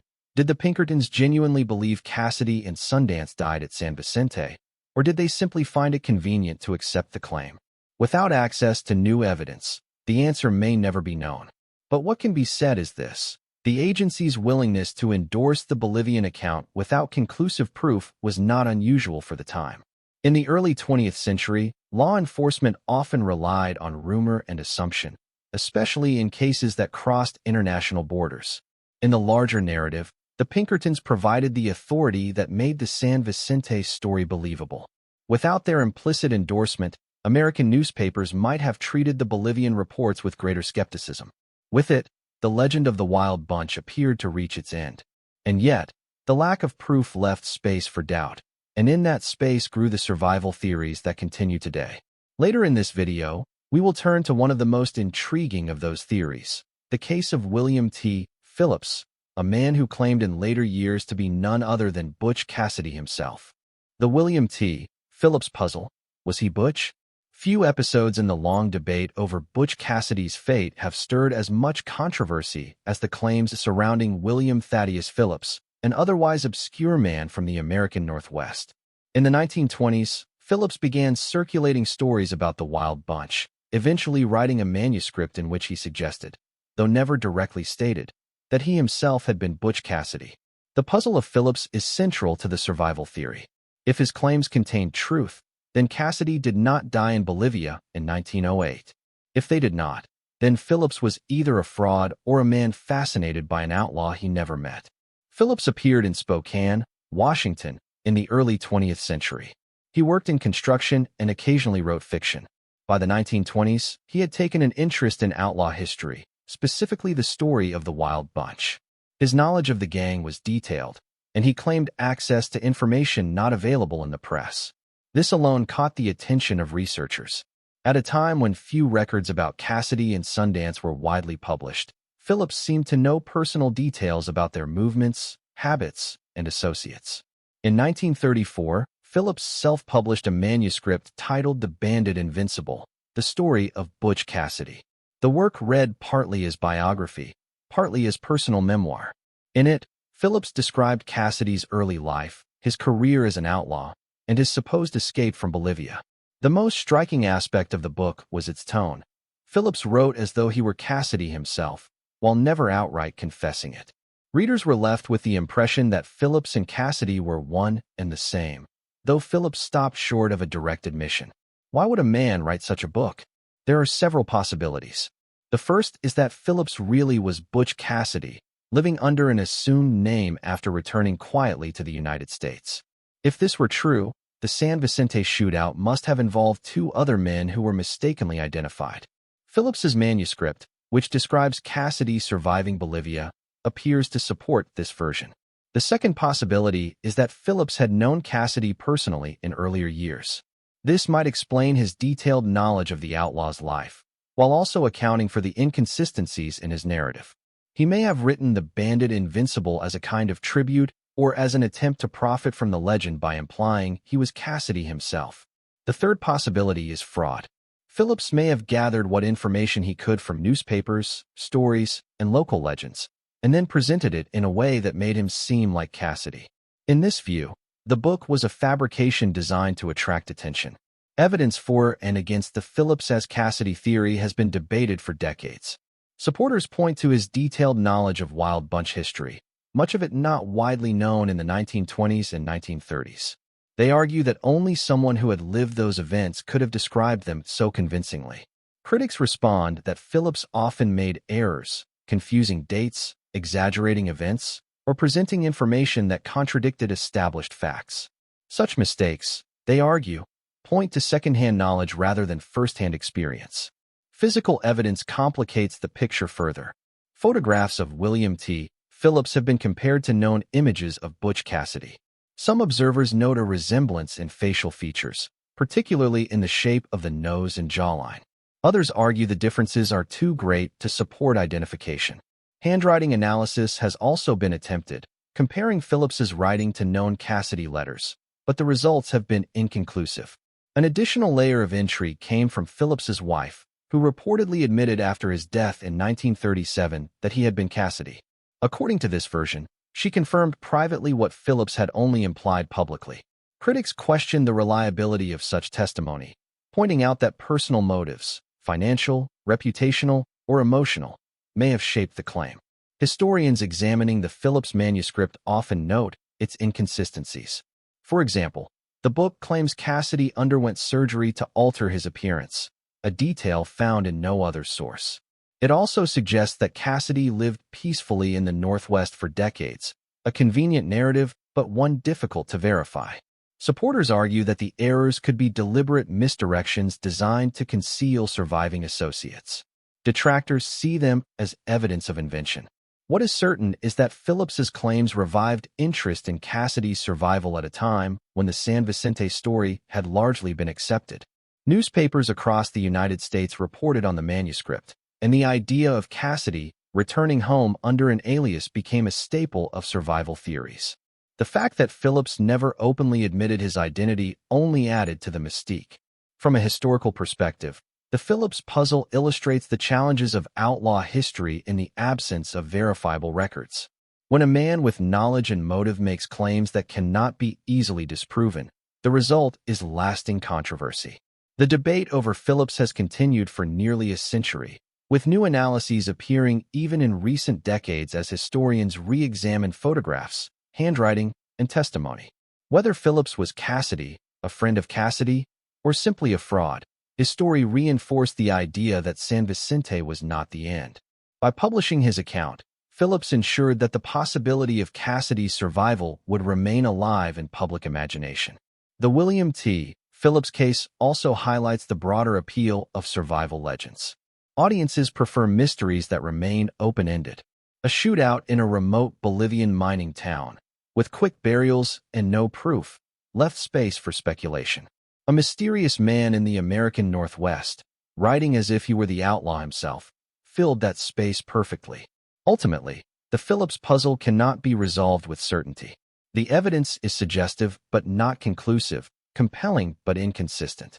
What it demonstrates most clearly is how the absence of final proof in Bolivia allowed competing narratives to flourish in the decades that followed. In the next section, we will examine the modern era of investigation, photographs, scars, and DNA evidence that has attempted to close the case with science, yet has only deepened the mystery of whether Butch Cassidy and the Sundance Kid truly met their end at San Vicente. Photographs, scars, and DNA, evidence that refuses to settle. In modern times, investigators have turned to science in hopes of resolving the century-old mystery of Butch Cassidy and the Sundance Kid. Where newspapers, lawmen, and memoirs have left contradictions, researchers have sought proof in photographs, medical details, and DNA testing. Yet each attempt to close the case has instead kept the debate alive. The earliest efforts to confirm the San Vicente deaths relied on visual recognition. Cassidy and Sundance were well known in the United States. Their photographs had circulated in wanted posters as early as the 1890s. Witnesses in Bolivia described the two dead men as light-skinned foreigners who matched those images, but no photographs of the San Vicente bodies were ever taken. This absence of photographic evidence is one of the most glaring weaknesses in the official account. In the American West, dead outlaws were routinely photographed to prove identity and discourage rumor. The fact that no such images exist from Bolivia allowed speculation to flourish.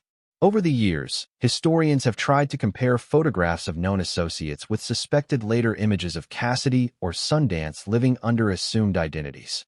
One of the most famous comparisons involved William T. Phillips, the man some believe to be Cassidy.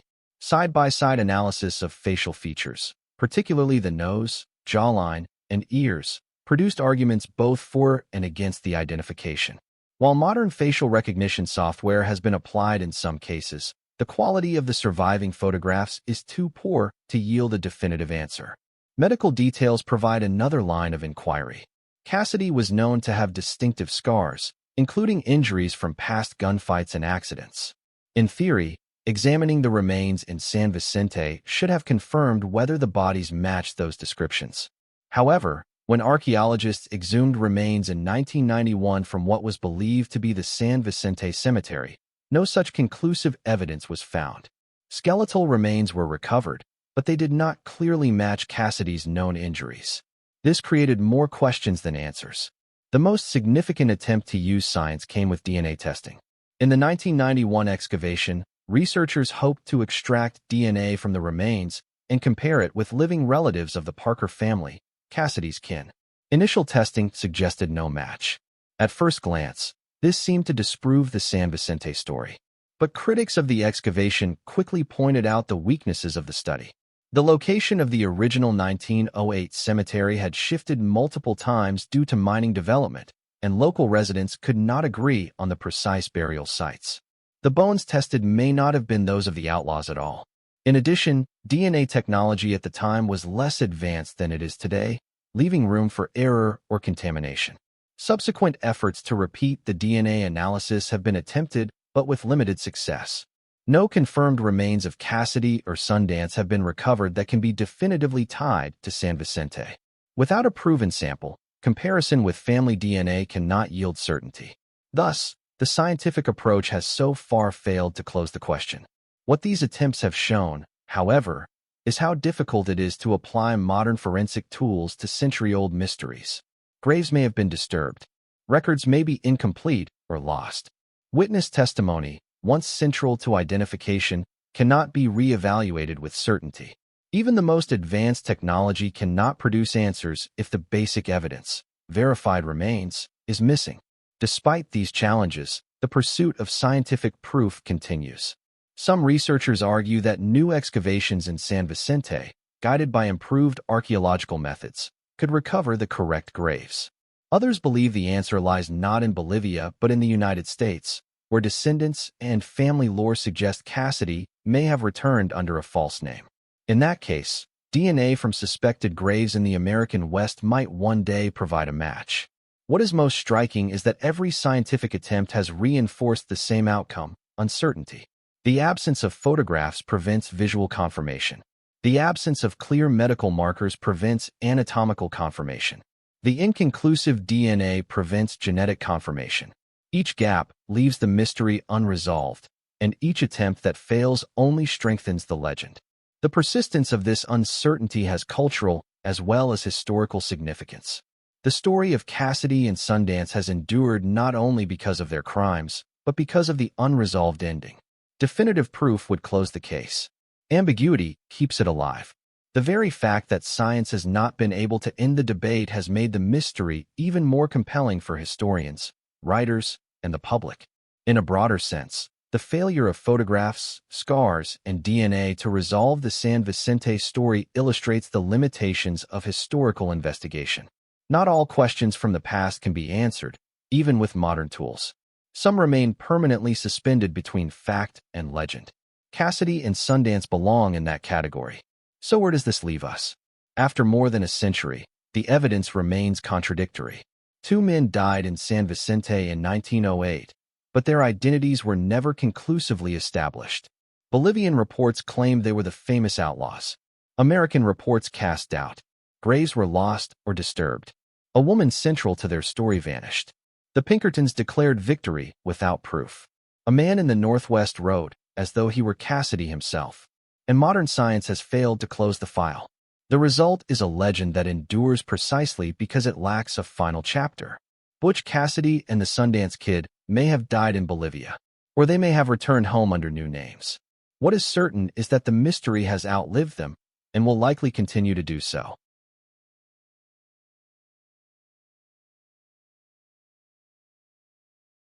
The shocking truth behind Wyatt Earp's bloody Vendetta ride. What really happened at Iron Springs? Wyatt Earp swore he killed Curly Bill Brocious with a shotgun blast, yet no body was ever recovered, leaving only his word against silence. And what about Florentino Cruz? Wyatt claimed it was a fair, stand-up duel, but the coroner's report told another story, wounds from multiple directions suggesting something far darker.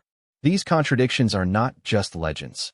They are puzzles built on missing bodies, sworn testimonies, and medical reports that don't match the official tales.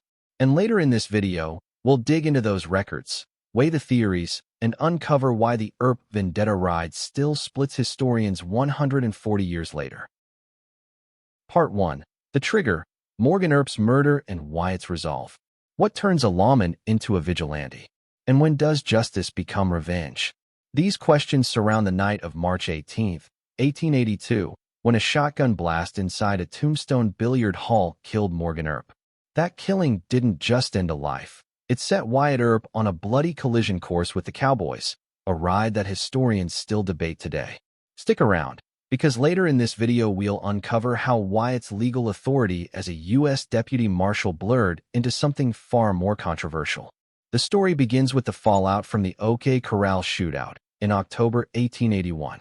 The gunfight had left 3 cowboys dead and the Earps' reputation in tatters. For some, the brothers were heroes who stood against outlaw terror. For others, they were murderers in badges. The months that followed only deepened the hostility. Virgil Earp, the town marshal, was ambushed and crippled by shotgun fire in December. Wyatt, Morgan, and Doc Holliday knew retaliation was inevitable. The question wasn't if, but when. On the evening of March 18th, Morgan was playing billiards at Campbell and Hatch's saloon on Allen Street. Wyatt and others stood nearby.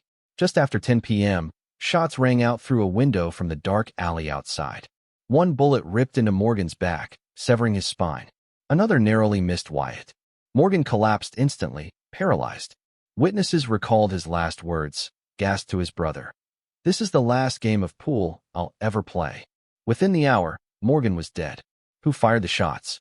Suspicion immediately fell on the Cowboys, the outlaw faction led by men like Frank Stillwell, Pete Spence, Florentino Indian Charlie Cruz, and Curly Bill Brocious.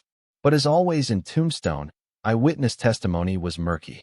Pete Spence's wife gave a deposition implicating her husband and others. Yet, local authorities, many sympathetic to the Cowboys, were reluctant to act. To Wyatt, this hesitation looked less like justice and more like betrayal. Morgan's murder left Wyatt devastated but determined. He had lost one brother to death, another to crippling injury, and he believed the system in Cochise County could not or would not punish those responsible. In that moment, Wyatt's resolve hardened. He would take the fight directly to the Cowboys. But here lies the controversy. Under what authority would he do it? In the days that followed, Wyatt secured an appointment as a deputy U.S. Marshal. On paper, this gave him federal jurisdiction to pursue fugitives across county lines. But the legitimacy of his posse remained questionable. Was this truly a federally sanctioned operation, or was it a convenient piece of paper masking a personal vendetta? Let's pause on this point. Why does Wyatt's federal badge matter so much? Because if he acted purely as a brother avenging Morgan's death, the killings that followed would be seen as outlaw vengeance. If he acted under a deputy marshal's commission, those same killings could be framed as lawful arrests of dangerous fugitives. The line between those two versions is razor thin, and it shaped how the Vendetta ride was remembered. Wyatt wasted no time after Morgan's funeral. He escorted his brother's body to the train station, bound for California, where the Earp family would bury him. At the same station, Wyatt believed he spotted one of Morgan's killers, Frank Stillwell, lurking near the tracks. Within hours, Stillwell was dead, riddled with bullets. It was the first blood of the Vendetta ride, and it happened less than 48 hours after Morgan's murder. But we'll come back to Stillwell's death in the next part. For now, understand this. Morgan's killing was the spark, but Wyatt's reaction was the fire. With his brother gone, Wyatt no longer trusted courts, juries, or county sheriffs. He trusted only his badge and his gun. That shift, from lawman working within the system to avenger riding outside it, is what makes the Vendetta ride so compelling and so controversial. Let's also consider the broader climate. Tombstone in 1882 was a powder keg. Mining wealth, political control, and outlaw intimidation had split the town. Sheriff Johnny Bean often sided with the cowboys, or at least tolerated them. The Earps stood as rivals in both politics and business. When Morgan fell, Wyatt saw it not just as murder, but as a declaration of war. Have you ever wondered why Morgan's death is remembered more than Virgil's crippling just 3 months earlier? Both were violent ambushes. The difference lies in Wyatt's response. After Virgil's shooting, Wyatt still hoped for lawful justice. After Morgan's, he gave up that hope. This shift in Wyatt's mindset, justice through the courts versus justice at gunpoint, is the real trigger behind the Vendetta ride. Eyewitness contradictions deepen the mystery. Some insisted they knew exactly who fired the fatal shots. Others admitted they saw little in the darkness. Spence's wife's deposition became key evidence, but her testimony was dismissed as unreliable in court. This gap between what was believed on the street and what could be proven in court fueled Wyatt's fury. To him, the law had failed. To others, Wyatt's leap to armed retribution showed that he never fully believed in the law to begin with. Before we move to the next part, let's close the loop. On March 18, 1882, Wyatt Earp lost his brother Morgan to assassin's bullets. That night turned him from embattled lawman into relentless avenger. Whether armed with legitimate federal authority or cloaked in the thinnest veneer of legality, Wyatt now prepared to hunt down those he held responsible. The path ahead would lead to Tucson, the killing of Frank Stillwell, and deeper into one of the most debated chapters in Old West history. But was Wyatt's resolve righteous justice, or the start of a killing spree cloaked as law enforcement? In the next part, we'll examine exactly what happened at the Tucson train station, where Stillwell's death left as many questions as answers.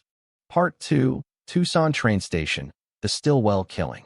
How do you prove a killing was justice when the evidence looks more like an ambush? This was the problem Wyatt Earp faced on March 20, 1882, when Frank Stillwell, a known cowboy and suspected assassin of Morgan Earp, turned up dead beside the tracks in Tucson.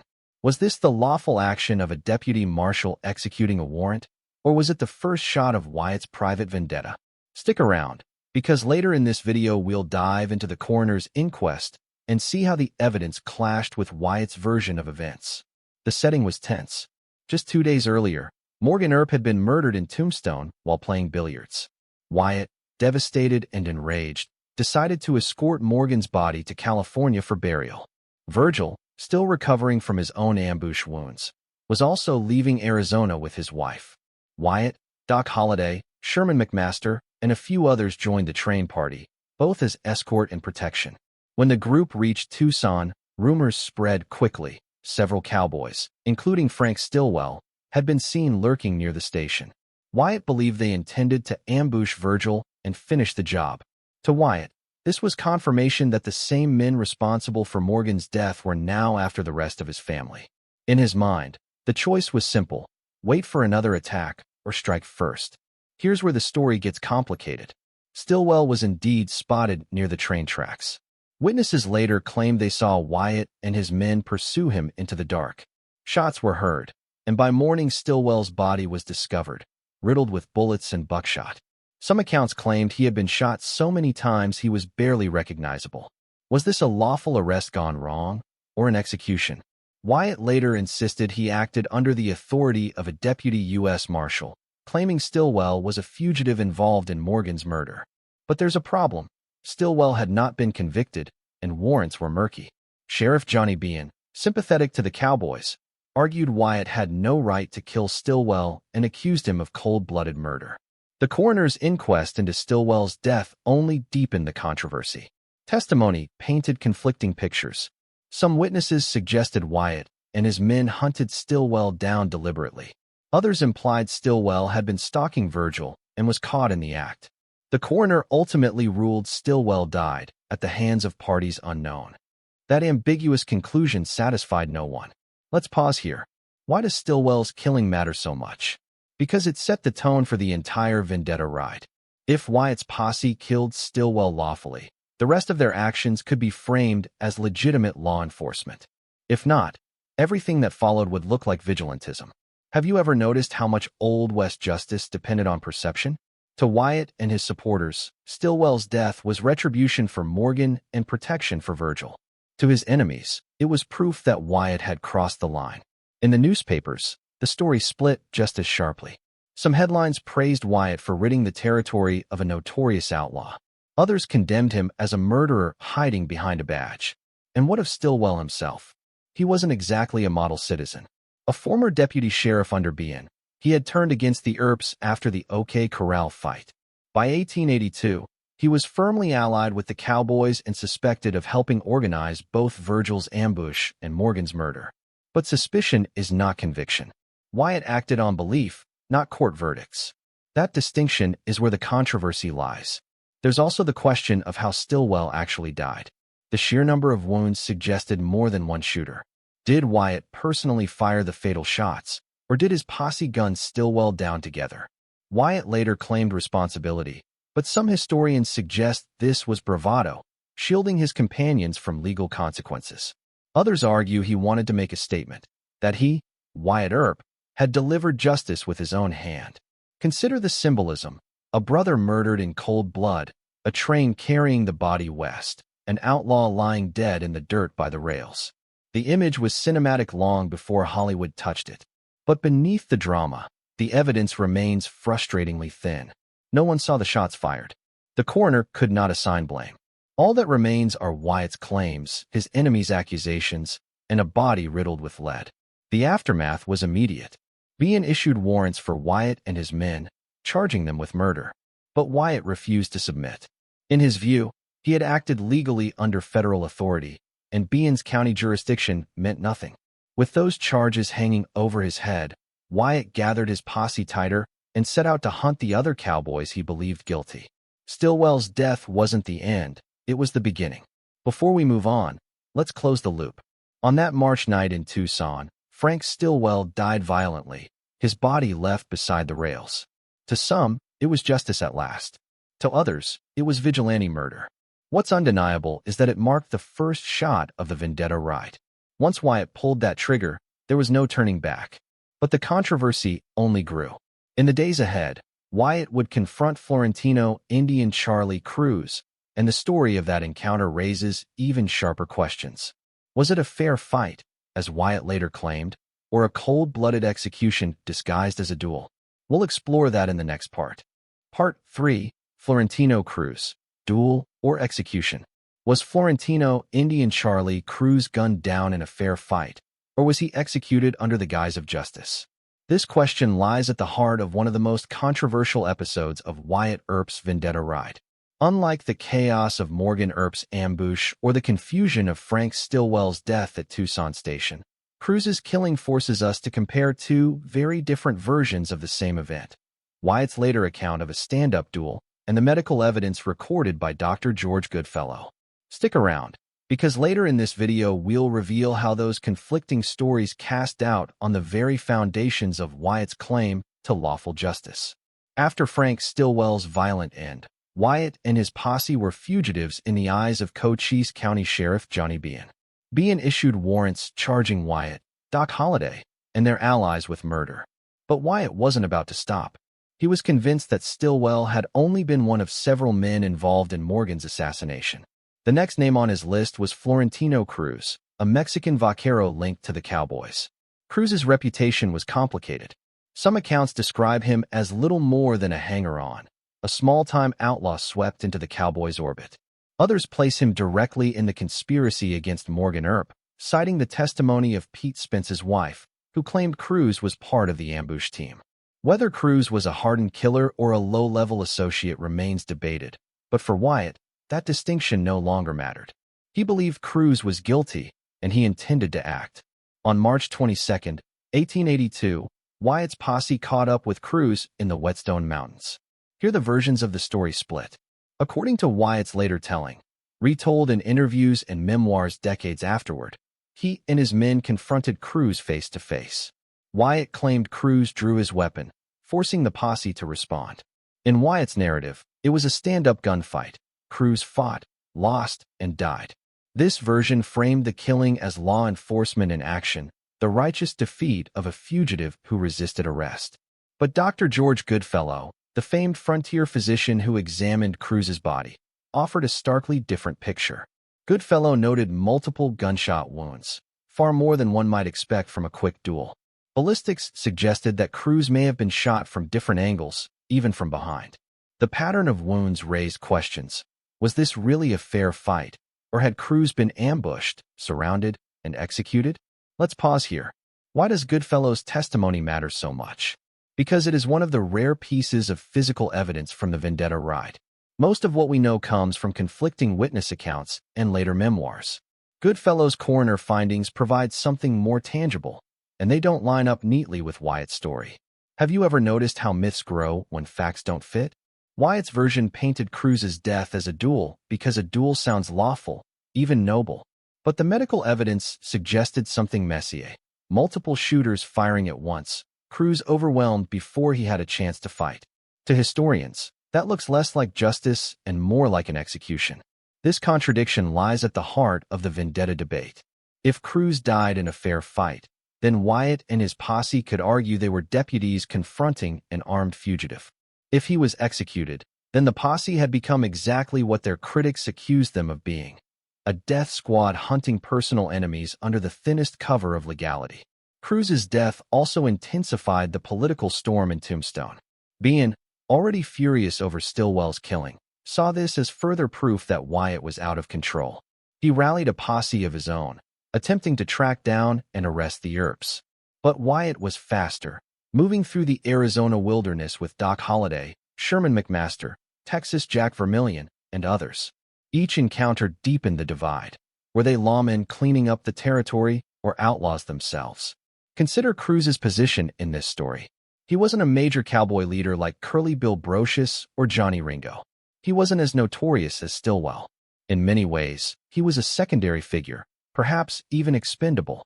And yet, his death is one of the most important in the Vendetta ride because it exposes the cracks in Wyatt's narrative. If he exaggerated or misrepresented the manner of Cruz's death, what does that say about the other killings? Newspaper coverage only fueled the fire. Pro-Earp papers presented Cruz as a dangerous outlaw who got what he deserved. Anti-Earp voices highlighted Goodfellow's findings and accused Wyatt of lying. For the public, the story became another example of how impossible it was to separate fact from spin in the turbulent politics of Tombstone. Before we close, let's frame the big question. Why would Wyatt embellish his account of Cruz's death?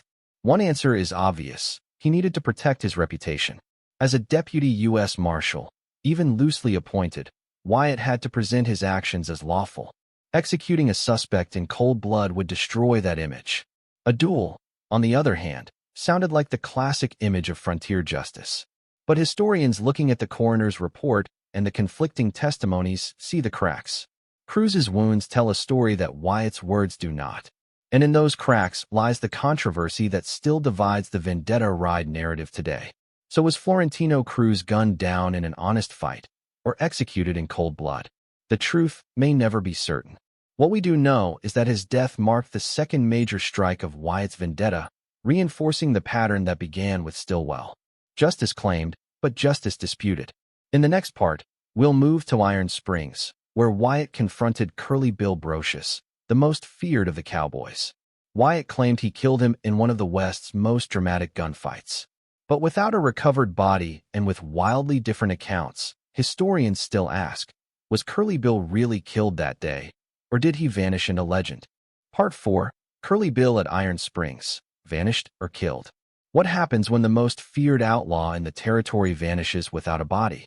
This is the riddle at the heart of the Iron Springs fight, where Wyatt Earp claimed to have killed Curly Bill Brocious in March 1882. For some, it was Wyatt's most legendary moment, standing alone against overwhelming odds, gunning down the cowboy kingpin. For others, it was another story polished by memory, lacking evidence, and leaving more questions than answers. Stick around, because later in this video we'll see why the absence of a body makes this one of the most hotly debated gunfights of the Old West. By late March, Wyatt Earp's Vendetta posse had already left Frank Stillwell and Florentino Cruz dead. Sheriff Johnny Bean branded Wyatt a murderer, but Wyatt pressed on. His real target was Curly Bill Brocious, the cowboy leader suspected of masterminding both Virgil's ambush and Morgan's assassination. Catching him would mean more than revenge. It would mean cutting off the head of the cowboy faction once and for all. On March 24, 1882, Wyatt and his posse rode through the Whetstone Mountains near Iron Springs, looking for cowboy camps. They found one, or perhaps it found them. Accounts vary, but what happened next became the stuff of Western legend. According to Wyatt's own version, his men dismounted to water their horses when a force of cowboys, possibly 15 to 20 strong, suddenly appeared. The posse scattered for cover, but Wyatt was caught in the open. Facing Curly Bill and several gunmen, Wyatt pulled his shotgun. As Curly Bill raised his weapon, Wyatt fired first, blasting him at close range and killing him instantly. Dropping the shotgun, Wyatt drew his revolvers and held off the rest of the cowboys, who retreated after a furious exchange. Astonishingly, Wyatt claimed he wasn't even scratched, though bullets tore through his clothing and struck his saddle. It is a tale almost too dramatic to believe. And that's the problem. There were no neutral witnesses, no official reports, and, most importantly, no body. Supporters of Wyatt point out that his reputation for honesty among allies, like Doc Holliday and Sherman McMaster, lends credibility. They swore by his account and repeated it for years afterward. The image of Wyatt standing firm, alone against a dozen cowboys, became central to his legend. But critics raised serious questions. First, why was Curly Bill's body never recovered? If Wyatt truly killed him at close range, why didn't the posse secure the corpse as proof? Second, why did some cowboys continue to be associated with Curly Bill even after 1882? Rumors of him living in Mexico or Texas persisted, with some reports placing him alive years later. Was he truly killed that day, or did he simply vanish into the borderlands? Let's consider another angle. Dr. George Goodfellow, the tombstone physician who had examined Florentino Cruz days earlier, wasn't on the scene at Iron Springs. Without a coroner's report, we're left only with Wyatt's word and the testimony of his posse. Bean and cowboy sympathizers seized on this gap, calling Wyatt's claim exaggerated, if not entirely fabricated. To them, Wyatt needed to prove his vendetta had purpose, so he invented, or embellished, the story of killing Curly Bill. But could Wyatt have lied outright? That seems unlikely. If Curly Bill had been alive afterward, the cowboy faction would have shouted it from the rooftops. Yet, there are no confirmed sightings after 1882, only rumors. Perhaps Wyatt truly did kill him, but the cowboys retrieved the body, preventing Wyatt from having proof. That would explain why no corpse was displayed in Tombstone as confirmation. Have you noticed how legends often grow in the gaps of history? The Iron Springs fight fits that mold perfectly. Wyatt's version is cinematic, a lone lawman, pinned down, defying death. Critics argue it's too cinematic, shaped by later retellings when Wyatt had become a living legend. But absence of evidence is not evidence of absence. Maybe it did happen exactly as he said. Newspapers of the time reflected the divide. Pro-Earp papers hailed the death of Curly Bill as a major blow to outlaw power. Anti-Earp voices dismissed it as propaganda, accusing Wyatt of inflating a skirmish into a heroic battle. The truth was already being shaped into myth before the dust even settled. The Iron Springs episode also reveals another layer of controversy: numbers. Wyatt said he faced nearly 24 cowboys. But historians question whether the gang was that large. Was Wyatt exaggerating to heighten his own bravery? Or were the cowboys indeed gathering in force to hunt him down, only to retreat after Curly Bill fell? The lack of impartial witnesses leaves both possibilities open. So where does this leave us? If Wyatt did kill Curly Bill, it was arguably the most significant strike of the Vendetta ride, removing the cowboy leader and scattering the faction. If he didn't, Then the entire ride becomes far murkier. Its biggest victory perhaps nothing more than a tale told by a man determined to defend his reputation. Before we close, consider this. In history, legends endure not because they are proven, but because they cannot be disproven. Curly Bill's missing body ensures his fate will always be in question. Did he die at Iron Springs, or slip away to live under another name? The answer lies somewhere between Wyatt's shotgun blast and the silence of the desert. In the next part, we'll examine the legal storm that followed. Sheriff Johnny Bean pursued Wyatt with warrants, claiming the posse had become outlaws themselves. Was Wyatt still operating as a U.S. deputy marshal, or had he crossed fully into vigilantism? We'll dig into law or vigilantism, Bean versus Earp. Part 5. Law or vigilantism. Bean versus Earp. Was Wyatt Earp still a lawman upholding federal authority, or had he become a fugitive cloaked in the thinnest veil of legality? This is the central question of the Vendetta ride once Sheriff Johnny Bean entered the fray. The clash between Bean and Earp was not just personal. It was political, legal, and symbolic of the entire frontier struggle over who defined justice. Stick around, because later in this video we'll uncover how warrants, posse papers, and shifting allegiances blurred the line between law enforcement and vigilante vengeance. By late March 1882, Wyatt's Vendetta posse had already killed Frank Stillwell, Florentino Cruz, and, according to Wyatt's claim, Curly Bill Brocious. To Wyatt, these were lawful strikes against the very men who had ambushed and murdered his brother Morgan. To Bean, they were murders committed outside legal channels. Both men carried badges, but their interpretations of the law were worlds apart. Let's start with Wyatt's position. After Morgan's death, Wyatt sought legitimacy by obtaining a commission as a deputy U.S. Marshal. That commission, signed by federal authorities, gave him jurisdiction that extended beyond Cochise County and, in theory, over outlaw fugitives. Wyatt insisted this commission authorized him to assemble a posse and pursue those he believed guilty. In his mind, every bullet fired was fired under color of federal law. But Bean saw it differently. As sheriff of Cochise County, Bean was the local law. He believed Wyatt's posse was nothing more than an outlaw gang taking justice into their own hands. From Bean's perspective, the killings of Stillwell and Cruz had no legal basis. The warrants Wyatt claimed to be executing were murky, at best. And Wyatt's story about killing Curly Bill at Iron Springs sounded to Bean like self-serving myth. This tension erupted when Bean attempted to arrest Wyatt and his men. He assembled his own posse, ironically composed of cowboys and their sympathizers, and rode out to confront the Earps. But here the power dynamics of Tombstone played against him. Wyatt and his men were heavily armed, experienced gunfighters with nothing left to lose. When Bean caught up with them, Wyatt refused to surrender. Accounts describe a tense standoff, with Bean outnumbered and outgunned. Facing humiliation, he backed down. Have you ever noticed how law can sometimes depend less on statutes and more on the balance of power? This was one of those moments. Bean had the warrants, but Wyatt had the firepower. In frontier Arizona, that often mattered more than paperwork. Let's pause here. Why does this conflict matter so much? Because it frames the Vendetta ride not just as a series of killings, but as a struggle over legitimacy. If Wyatt truly acted as a deputy U.S. Marshal, then Bean's attempts to arrest him looked like obstruction. If Wyatt was nothing more than a brother seeking revenge, then Bean stood as the only lawful authority trying to restrain him. Each man cast himself as the champion of justice and the other as the villain. Newspapers quickly seized on the drama. Pro-Earp papers portrayed Bean as corrupt and sympathetic to the cowboys, unwilling to punish criminals. Anti-Earp voices described Wyatt as a murderer using a badge as camouflage. Public opinion divided sharply, and the debate over law versus vigilantism only deepened. Historians today still wrestle with this question. On one hand, Wyatt did possess a federal commission. On the other, he never produced clear federal warrants naming the men he killed.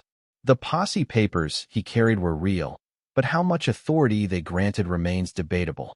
Was Wyatt authorized to kill Stillwell, Cruz, and Curly Bill, or did he stretch his commission into a license for revenge? It's worth noting that Wyatt himself leaned heavily on the idea of legality. In later years, when defending his actions, he consistently framed the vendetta as law enforcement. To admit otherwise would have destroyed his reputation and possibly exposed him to prosecution. Yet Bean's charges never stuck. Despite issuing warrants and pursuing Wyatt, he never managed to arrest him, and no court ever convicted Wyatt of murder. In a way, the lack of resolution mirrored the ambiguity of the ride itself. Consider also the personal rivalry between the two men. Bean had once courted Josephine Marcus, who later became Wyatt's common-law wife. Their political and personal animosities added fuel to the fire.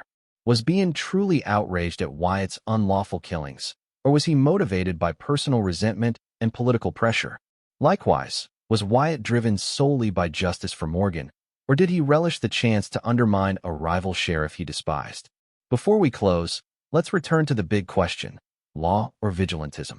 The answer depends on which evidence you emphasize. Wyatt had a federal badge, but shaky warrants.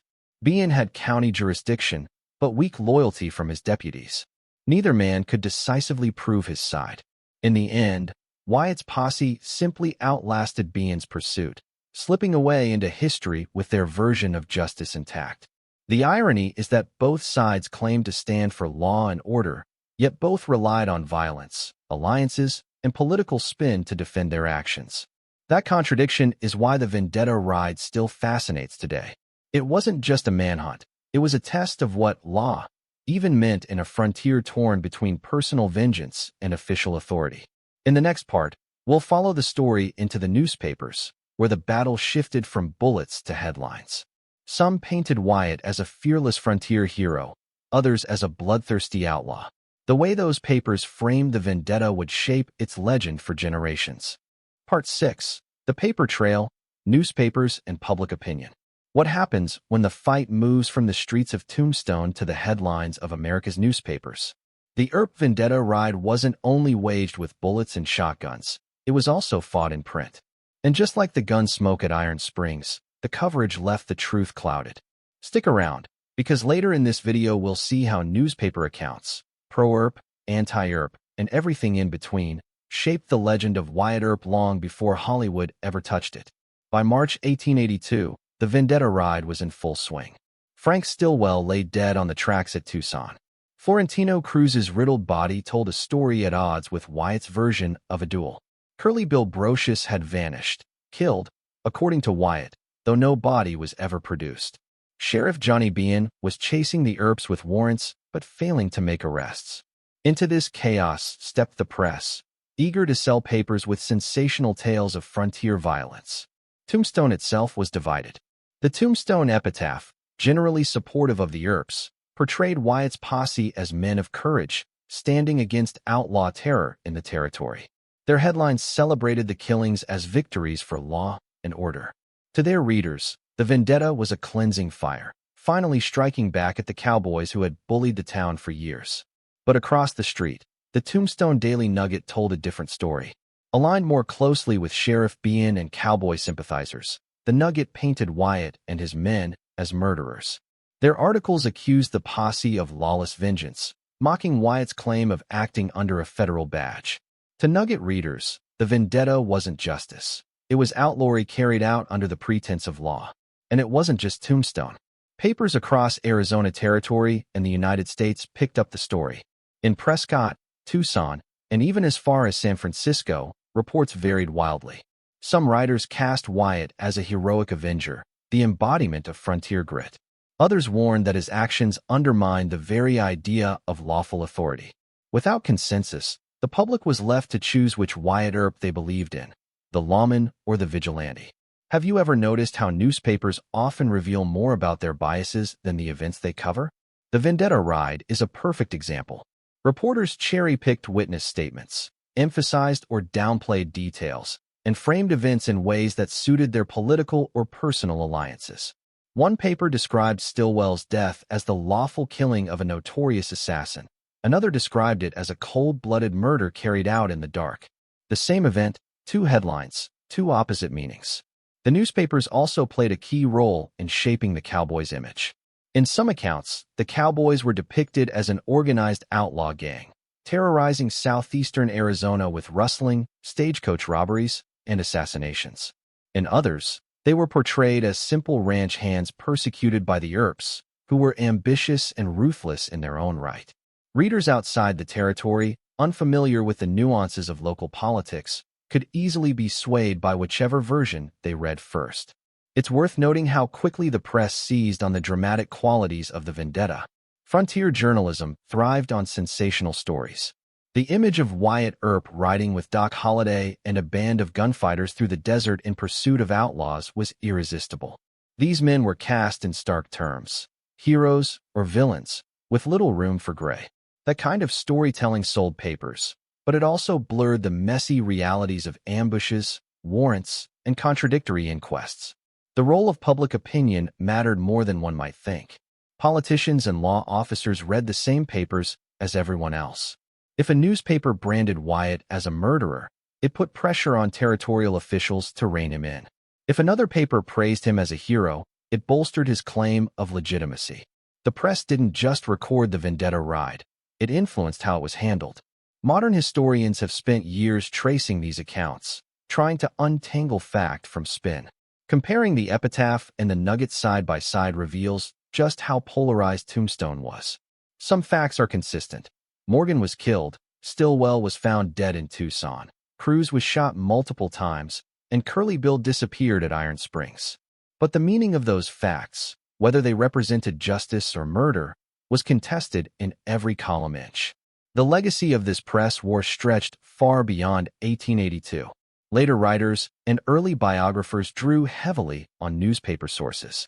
Stuart Lake's 1931 biography, Wyatt Earp, Frontier Marshal, which launched Wyatt's reputation as a Western hero, leaned heavily on pro-Earp accounts. The darker portrayals from the Nugget and other critical papers faded from public memory, replaced by the image of a fearless lawman. Hollywood picked up that version and ran with it, cementing a myth that still colors Wyatt's name today. Before we close, consider this. Without newspapers, the Vendetta ride might have been remembered as a minor frontier feud, one more skirmish in Arizona's turbulent 1880s. Instead, it became a national story, debated from Arizona to California to the East Coast. Every article, every headline added fuel to the legend. The fact that so many accounts conflicted only made it more intriguing. Was Wyatt a hero or a killer? Were the cowboys villains or victims? The papers gave readers the choice, and history has been arguing ever since. In the next part, we'll bring the story into modern times. Historians, armed not with badges or shotguns but with court transcripts, coroner's reports, and archival records, have re-examined the Vendetta ride. And their findings suggest that the official story and the legendary one might not be the same. Part 7. Reassessing the ride. Historians versus legend. Did Wyatt Earp deliver justice under the law, or did he lead a private war of revenge? That question has haunted the Earp Vendetta ride for more than a century. Without DNA tests, ballistics, or modern forensics, the truth rests on eyewitness testimony, coroner's inquests, and, most of all, contradictory stories told by participants in newspapers. In this final chapter, we'll explore how modern historians have re-examined those sources and why the line between lawman and outlaw remains as blurry as ever. Let's start with the killings themselves. Frank Stillwell, March 20, 1882. The coroner's inquest confirmed he was riddled with bullets near the Tucson train station. But no one could say with certainty who fired the shots. Wyatt admitted his role years later, but evidence pointed to multiple shooters. For pro-Earp writers, this was lawful justice against Morgan's assassin. For skeptics, it was vigilante execution, revenge carried out in the shadows. Florentino Cruz, March 22, 1882. Wyatt later described the event as a fair gunfight. But Dr. George Goodfellow's coroner's report suggested multiple gunshot wounds, possibly from different angles, casting doubt on the dual narrative. Historians point out that Wyatt had every reason to frame the killing as a stand-up fight. Executions did not look good in memoirs. Cruz's death remains one of the clearest examples where legend clashes with forensic evidence. Curly Bill Brocious, March 24, 1882. Wyatt's account of blasting him with a shotgun at Iron Springs is the most famous moment of the ride, but no body was ever recovered. Was Curly Bill truly killed, or did he escape into Mexico under another name? Historians remain divided. The absence of physical proof leaves only Wyatt's word, repeated by loyal posse members, against an empty desert. Taken together, the killings highlight a pattern. Wyatt's stories emphasize lawful duels and justified actions. The physical or testimonial evidence often suggests something murkier. Now let's consider the legal framework. Wyatt's defenders argue that his commission as a deputy U.S. Marshal gave him authority to pursue fugitives across the territory. That badge, they say, legitimized the posse's actions. Critics point out that Wyatt never produced clear federal warrants for the men he killed. His commission may have allowed him to act, but not necessarily to execute suspects without trial. To historians, this ambiguity is key. Wyatt straddled a legal gray zone, using a badge as cover while pursuing deeply personal vengeance. Modern historians have pored over the original sources, coroner's reports, inquest transcripts, arrest warrants, and newspaper clippings. Their findings reveal how much of the Vendetta ride narrative was shaped by myth. For example, Dr. Goodfellow's report on Cruz directly contradicts Wyatt's later account. Yet in popular biographies and Hollywood films, Cruz's death is nearly always portrayed as a duel. Why?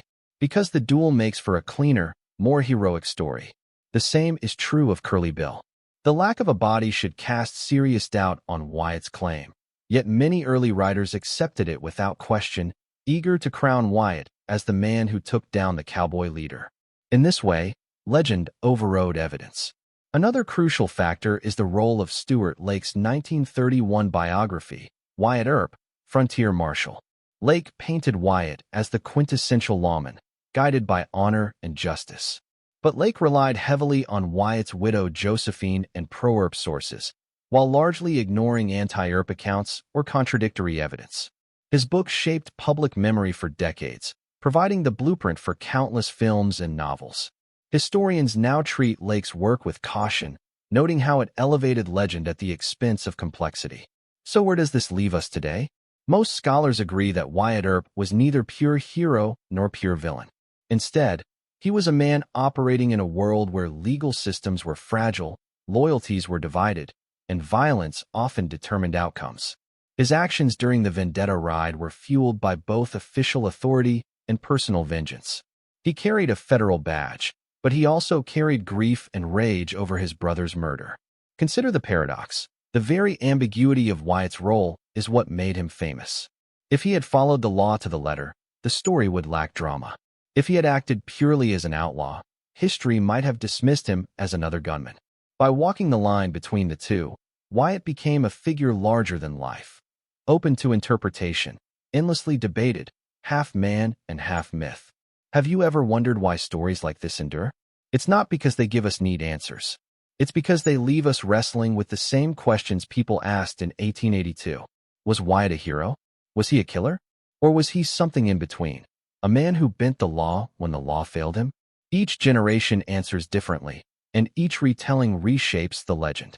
Before we close, remember this. The Vendetta ride wasn't just about who pulled the trigger. It was about what justice meant in a place where courts were weak, sheriffs were partisan, and bullets often spoke louder than warrants. Wyatt Earp's story is compelling precisely because it resists a single truth. So, was the Earp Vendetta ride lawful posse action or extra-legal revenge? The evidence points both ways. And maybe that's the point. In the Wild West, law and vengeance often wore the same face.